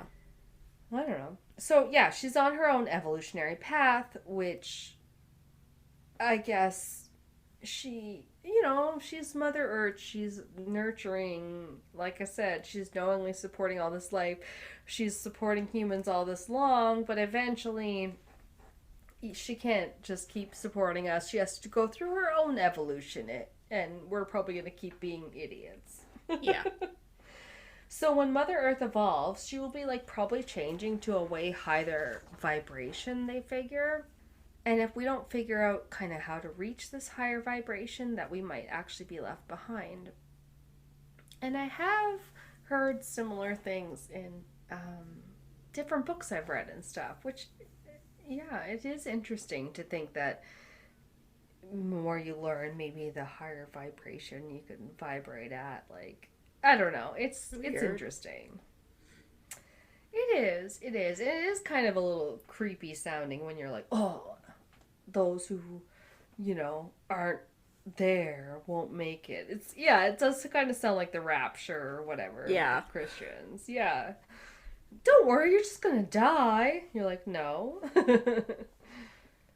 So they have faith services like any church. Kind of sounded fun, like a lot of movement. Maybe not like a revival church where they're all, oh, but, yeah. And singing. Oh, I had to burp. But, like, they're channeling the energy, holding their hands up to the sky. To achieve proper prayer power, you have to sit up straight, maybe take off any, like, watches or jewelry that you have on your hands, and raise up your hands with palms out, and, like, kind of visualize and think about where you want the energy sent to, like what part of the world, what conflict you're trying to bring your peace or your good energy to. And then you visualize the energy flying through you. So I really love all of that. I really do. Yeah. Sounds very positive. It does. And I have read so many things. I even remember, like, I may have talked about it, but there was, I had to do a science fair experiment when I was in, like, elementary school, and I had heard that even plants react to different things, like playing them different music, or talking to them, or playing them rock music versus classical music. And so I did, like, a science experiment, and it was, like, I think that was my first indication that, like, talking to plants or like weird things like that could actually have a difference on them. Yeah. Because you just don't think that that's normal. Yeah. It seems weird. Totally. My one succulent or whatever that I constantly just said, why won't you die? Why won't you die? And then I finally just intentionally killed it because I was tired of looking at it. It looked bad. It was like mushy and half fallen over, and but it just wouldn't. Yeah, they do that. They just start falling apart, yeah. Yeah, and I was like, but it just wouldn't finally die. I was sending it all the negative vibes I could for like a year and a half, and it wouldn't die. Yeah. I love it. One guy that they were interviewing I don't know if I talked about this, but I watched a YouTube video, and they were interviewing some people that were part of the group or whatever. It looked like it was filmed in, like, the late 80s based on their dress code, but it was interesting. And one guy went because his uncle was, like, a member, and kind of like you might do if you joined a new church or you went to a new church. He just sat in the back row with his cousin at the first visit and was kind of skeptical, and they were kind of laughing to themselves in the back row or whatever. But by the second he ended up going a second time, and then participated a little bit more in, like, the prayer process. And they kind of, like, put their hands up, and he said when he put his hands up and joined in, and everyone was, like, chanting and stuff all together, then he felt something that he hadn't the first time. He felt like a power. And he thought that he was feeling the power and the energy flow through him. And so that's, I guess, what hooked that particular gentleman. And some people kind of had an interesting way of describing it as, like, they felt like the power coming through them as a sort of, like, tingling, which I thought was cool. Yeah. One of the people being interviewed in this YouTube video that I watched was named Ray. He said he had suffered migraines after the war. By the way, they're all super British sounding, which I don't know why, but makes you sound like so much more believable. Yeah. You sound so smart. So sophisticated. Oh, totally. But yeah, this Ray guy, he had had migraines after being in the World War, and he attended one of the healing sessions offered by the Society, and after that he said he was cured and never suffered migraines again. Cool. Wow. They believe in sort of a healing touch. They don't necessarily call it Reiki, but if anyone's heard of Reiki, therapy relating to energy healing, it is very similar from what it sounds like. So, I don't know, it's kind of this neat idea of people just like being able to put their hands on you. I guess kind of Jesus style, but like put their hands on you and like send the positive energy through you. I don't know how else to really describe it, but like it's definitely something that I don't have a hard time believing in, you know? I think there's a lot of like placebo and like psychosomatic stuff that goes on a lot more in the body than like people realize. Oh, totally. Yes. Sure, for sure. And yeah, when I say that I believe in it, it doesn't mean that it's if something is effective because it's a placebo or whatever. It's like, whatever. Who cares? It worked. Yeah. Yeah. There was even stuff I used to watch when I was young, and it was talking about like animals and stuff, like your even pet being so connected to you that like um they had instances where like cats and dogs would give themselves like cancer or like other disorders that were in the exact No. same spot that the human had developed it in. Like, Oh, yeah, and no. stuff just because it was like causing it to itself. It's really sad, but kind of crazy that that stuff can happen in like small animals like that too. Right. Sad but amazing. Yeah, I Yeah. get that. I think it's very interesting. Yeah. If it's used And like positively, it's amazing. Like oh, totally. Yeah, anything these that guys don't makes seem to use it badly. no, anything that makes people's like lives feel better or makes them feel better in any way is good. Right. Yeah, and I love that they like have this version of yoga that you can try. I'm like, I kind of like yoga. I don't know. That's pretty But cool. it like yeah, it features some sort of breathing exercises and obviously like if you do yoga, you know, there's definitely some breathing involved and tune it to your breathing and that kind of stuff. Yeah. Um yeah, but there's I ended up finding out I had like three main aspects of the yoga that's named after Dr. King.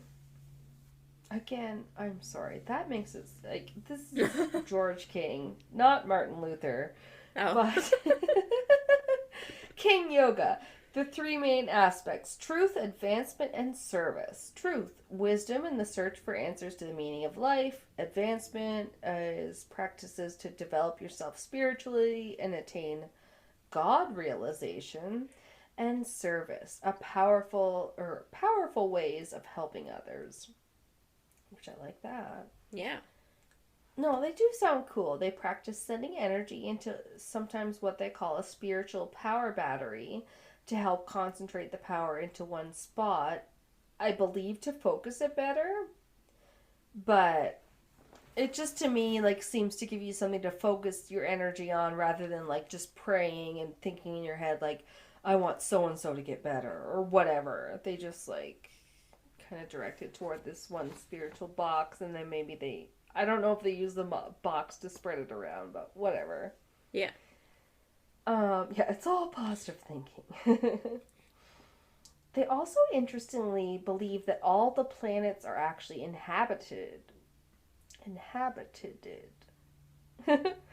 And when asked for clarification by the interviewer, he said, or the answer said, it's not always on the physical plane or a level. So, like, I was watching a YouTube video, and the guy, like, he was interviewing them all, and there was, like, 4 or 5 people that were part of the Aetherius Society, and so they were all answering him or whatever. Yeah, but, like, they were like, how can they all be inhabited when we found some that appear to have no humans on them? And they were like, well, they can show themselves at the physical plane if they want to, kind of thing. Yeah. And that doesn't, like, organisms exist too. Like, Oh, and not everything's visible to the naked eye, obviously. Exactly. yeah. Like, just because it's not a human doesn't mean it's not inhabited. Like, Oh, totally. stupid. Yeah, but they said, like, yeah, the inhabitants can make themselves sort of, like, seen. They can make themselves visible. Another cool thing, I think, is that they also believe that the UFOs that we see do kind of show themselves to us on purpose to help us perpetuate the belief in UFOs and things like that. They're like, well, we're trying to help these people out, but they kind of don't believe in us. Oh. I would imagine. It'd be tough. Yeah, if there's any aliens out there listening right now, you gotta make it real clear. We're very stupid. Shapeshifters, we're so dumb. Yeah.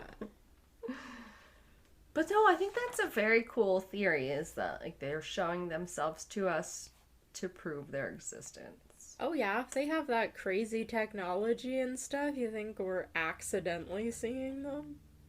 I know, right? So dumb. Yeah. Yeah, I think we talked about it in the bonus Patreon aliens episode. So, the UFOs are apparently monitoring all sorts of things on Earth, even including things like fault lines, and, you know, those things can cause earthquakes. So, I think that's cool that they're, like, looking out for us.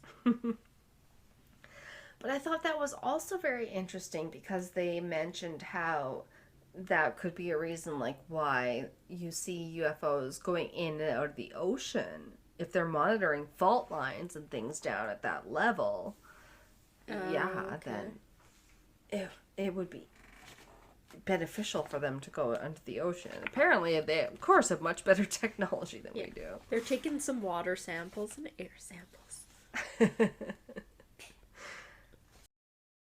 All right, so among their beliefs is that a master will probably be coming soon, they have been told, but not until we are ready, unfortunately. Boo. Makes sense, though. When will we ever be ready? Like, never. Ugh.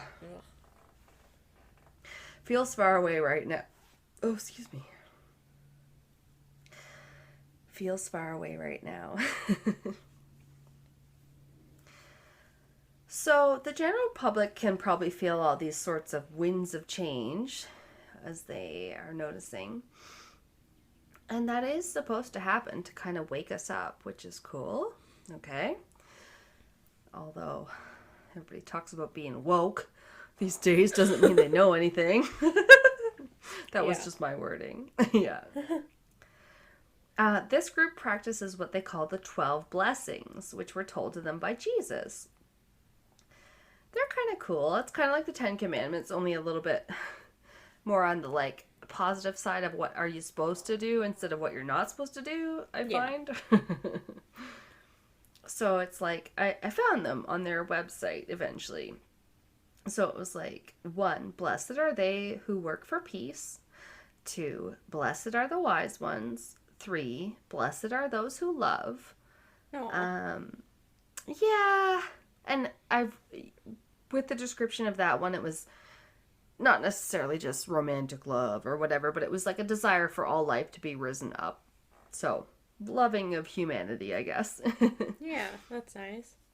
Yeah. And then 4, blessed are the planetary ones. So, the ones who come here to teach. So, I guess the cosmic masters.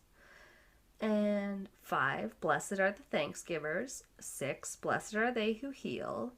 7, blessed is the Mother Earth. 8, blessed is the mighty sun. Kind of the closest thing to God, quote unquote, that they really worship.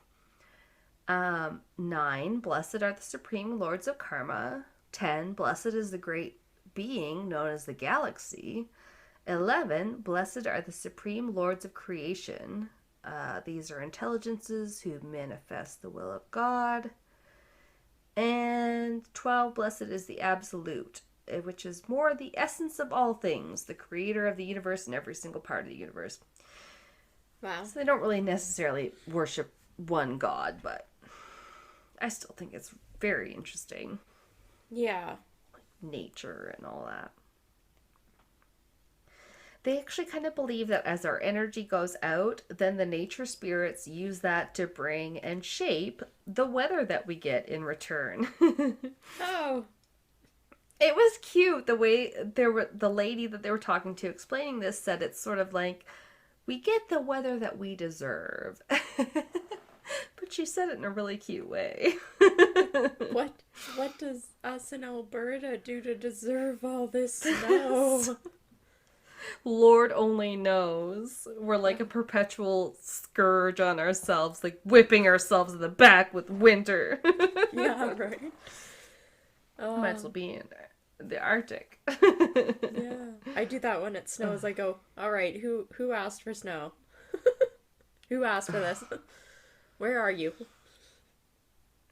Some new seasons are located in Alaska. We talked a little bit about Dexter, but didn't want to spoil anything. Yeah. Anyway. Yeah, so I think it's cool that they believe that kind of one step forward spiritually for any humans kind of helps raise up humanity as a whole.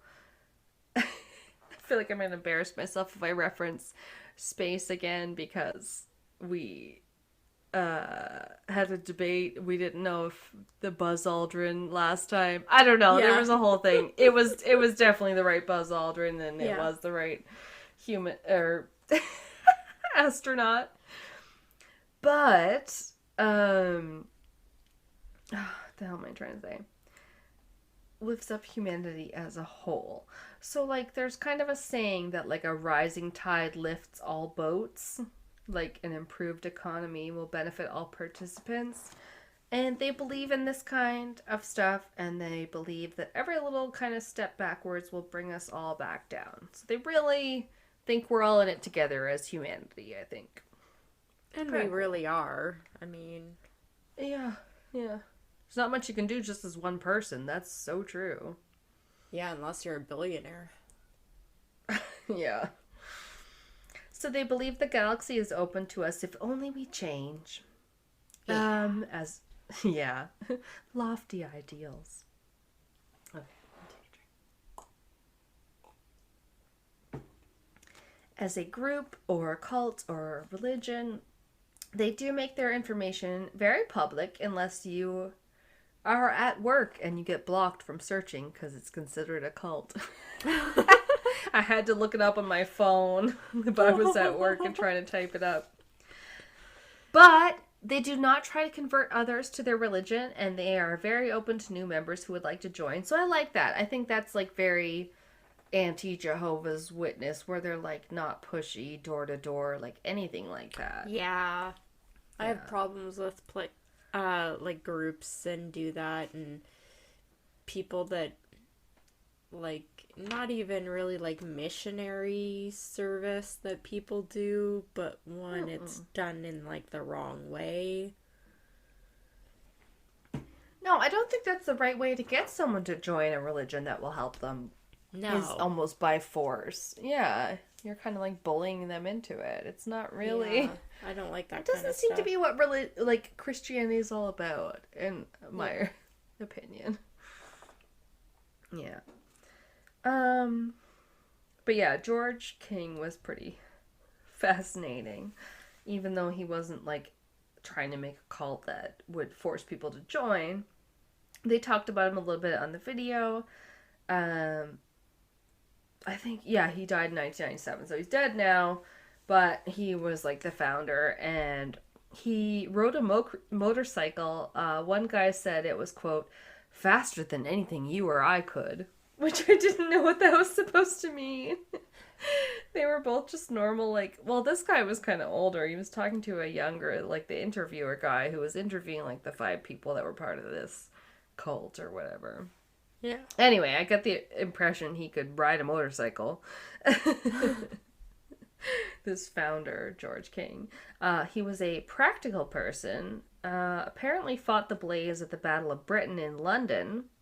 He was sort of impatient in the way that he wanted people to wake up to this information sooner, wanted people to kind of understand what was going on.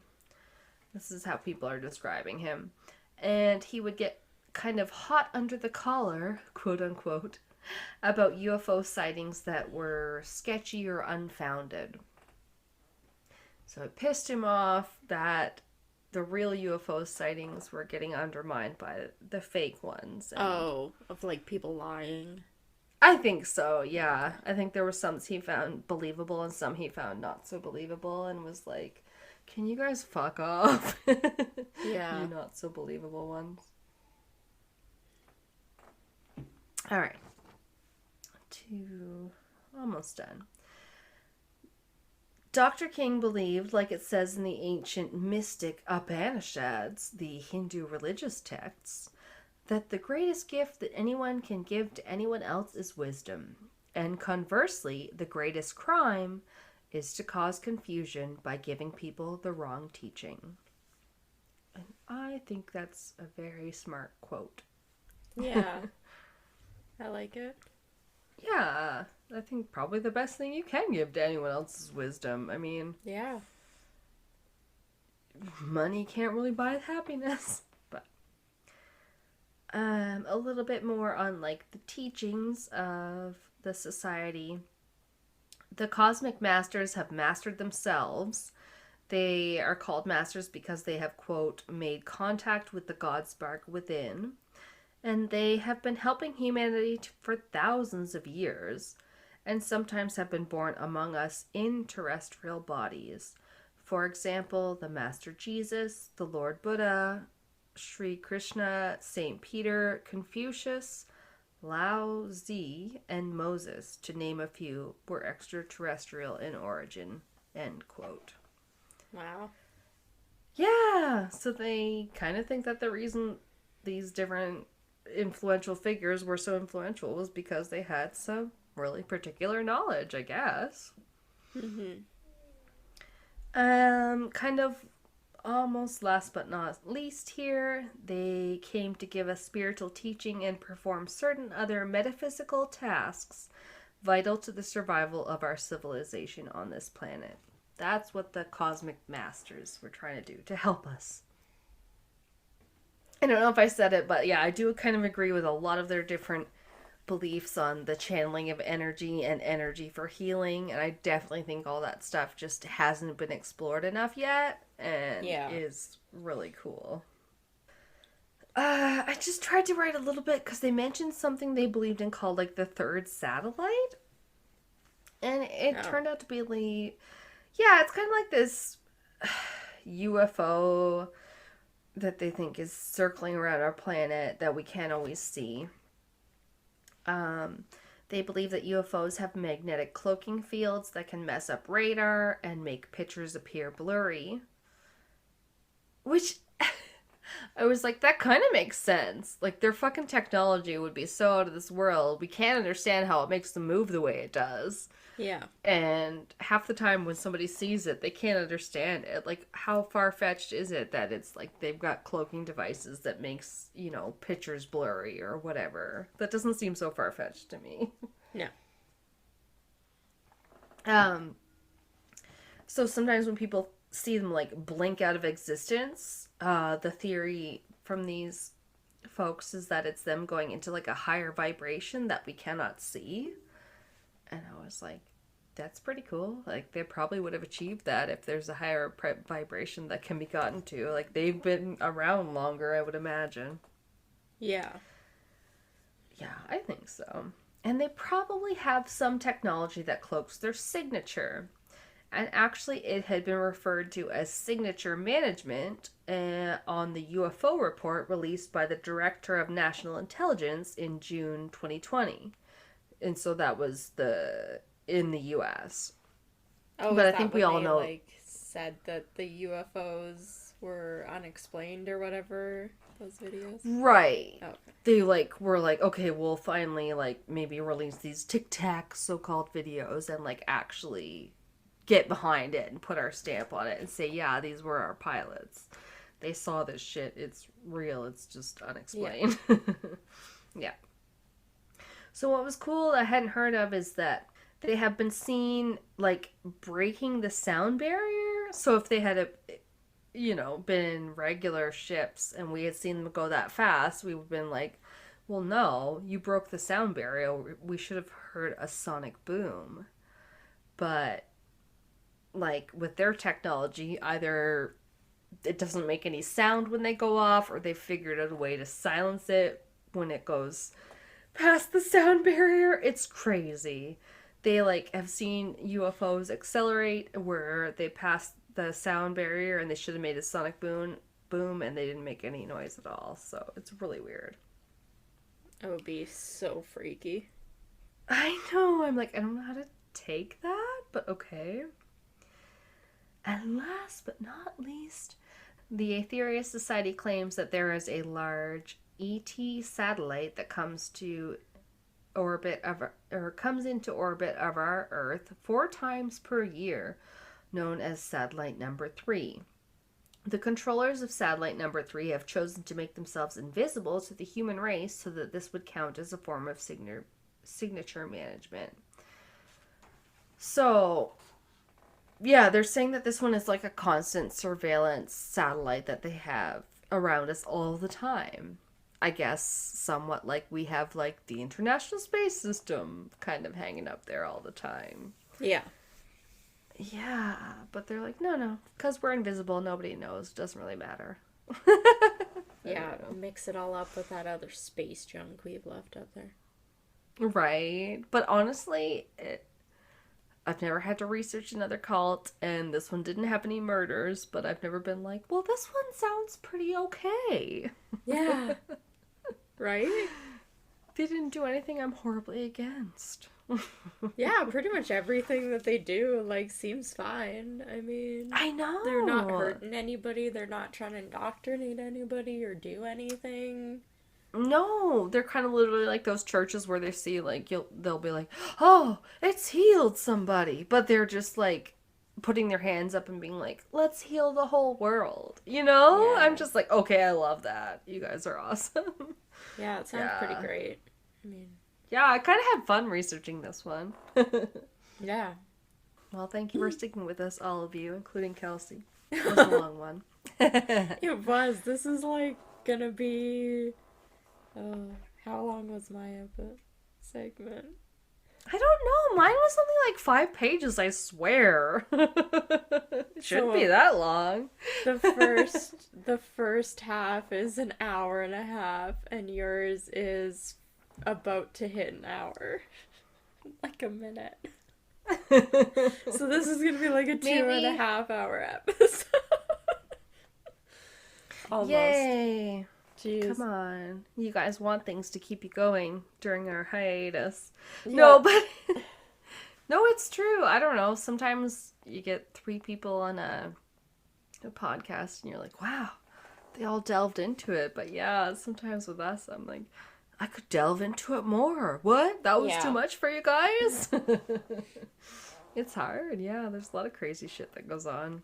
Mm-hmm. So next week...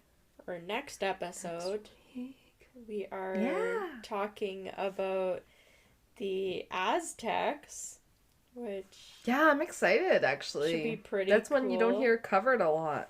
Yeah, we're gonna do some history about them, and maybe some creepy stuff. Maybe we'll learn some stuff. I know we'll learn some stuff. We're not even sure yet what we're gonna learn, but but we're gonna learn it all together now. Yeah. So. No, it's gonna be fun though, and like, thank you for everyone that listened to this week's. Yes. We appreciate it. Catch you next time. Bye. All right. Bye.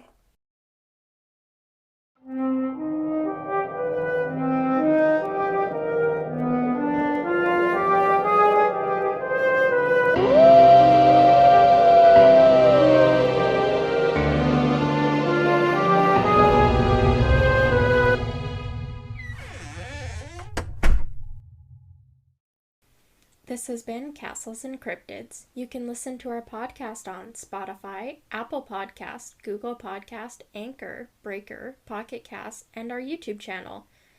Please rate, review, and subscribe wherever you listen. Follow us on Instagram, Facebook, and Reddit.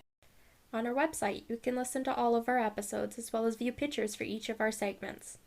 Check out our Patreon page to view all of our tiers and become a Patreon supporter today to unlock monthly bonus episodes and behind-the-scenes content. We are working on an Ask Us Anything. You can submit questions by social media or by email at castlesandcryptids@gmail.com. Do you have a spooky ghost story, a creepy cryptid sighting, or a thrilling true crime tale you would like to share and have us include in a future episode? Send us your listener story by social media or by email. Please include the name that you would like mentioned. Our music is by Kobe Fair. Our logo and artwork is by Antonio Garcia. Thanks for listening.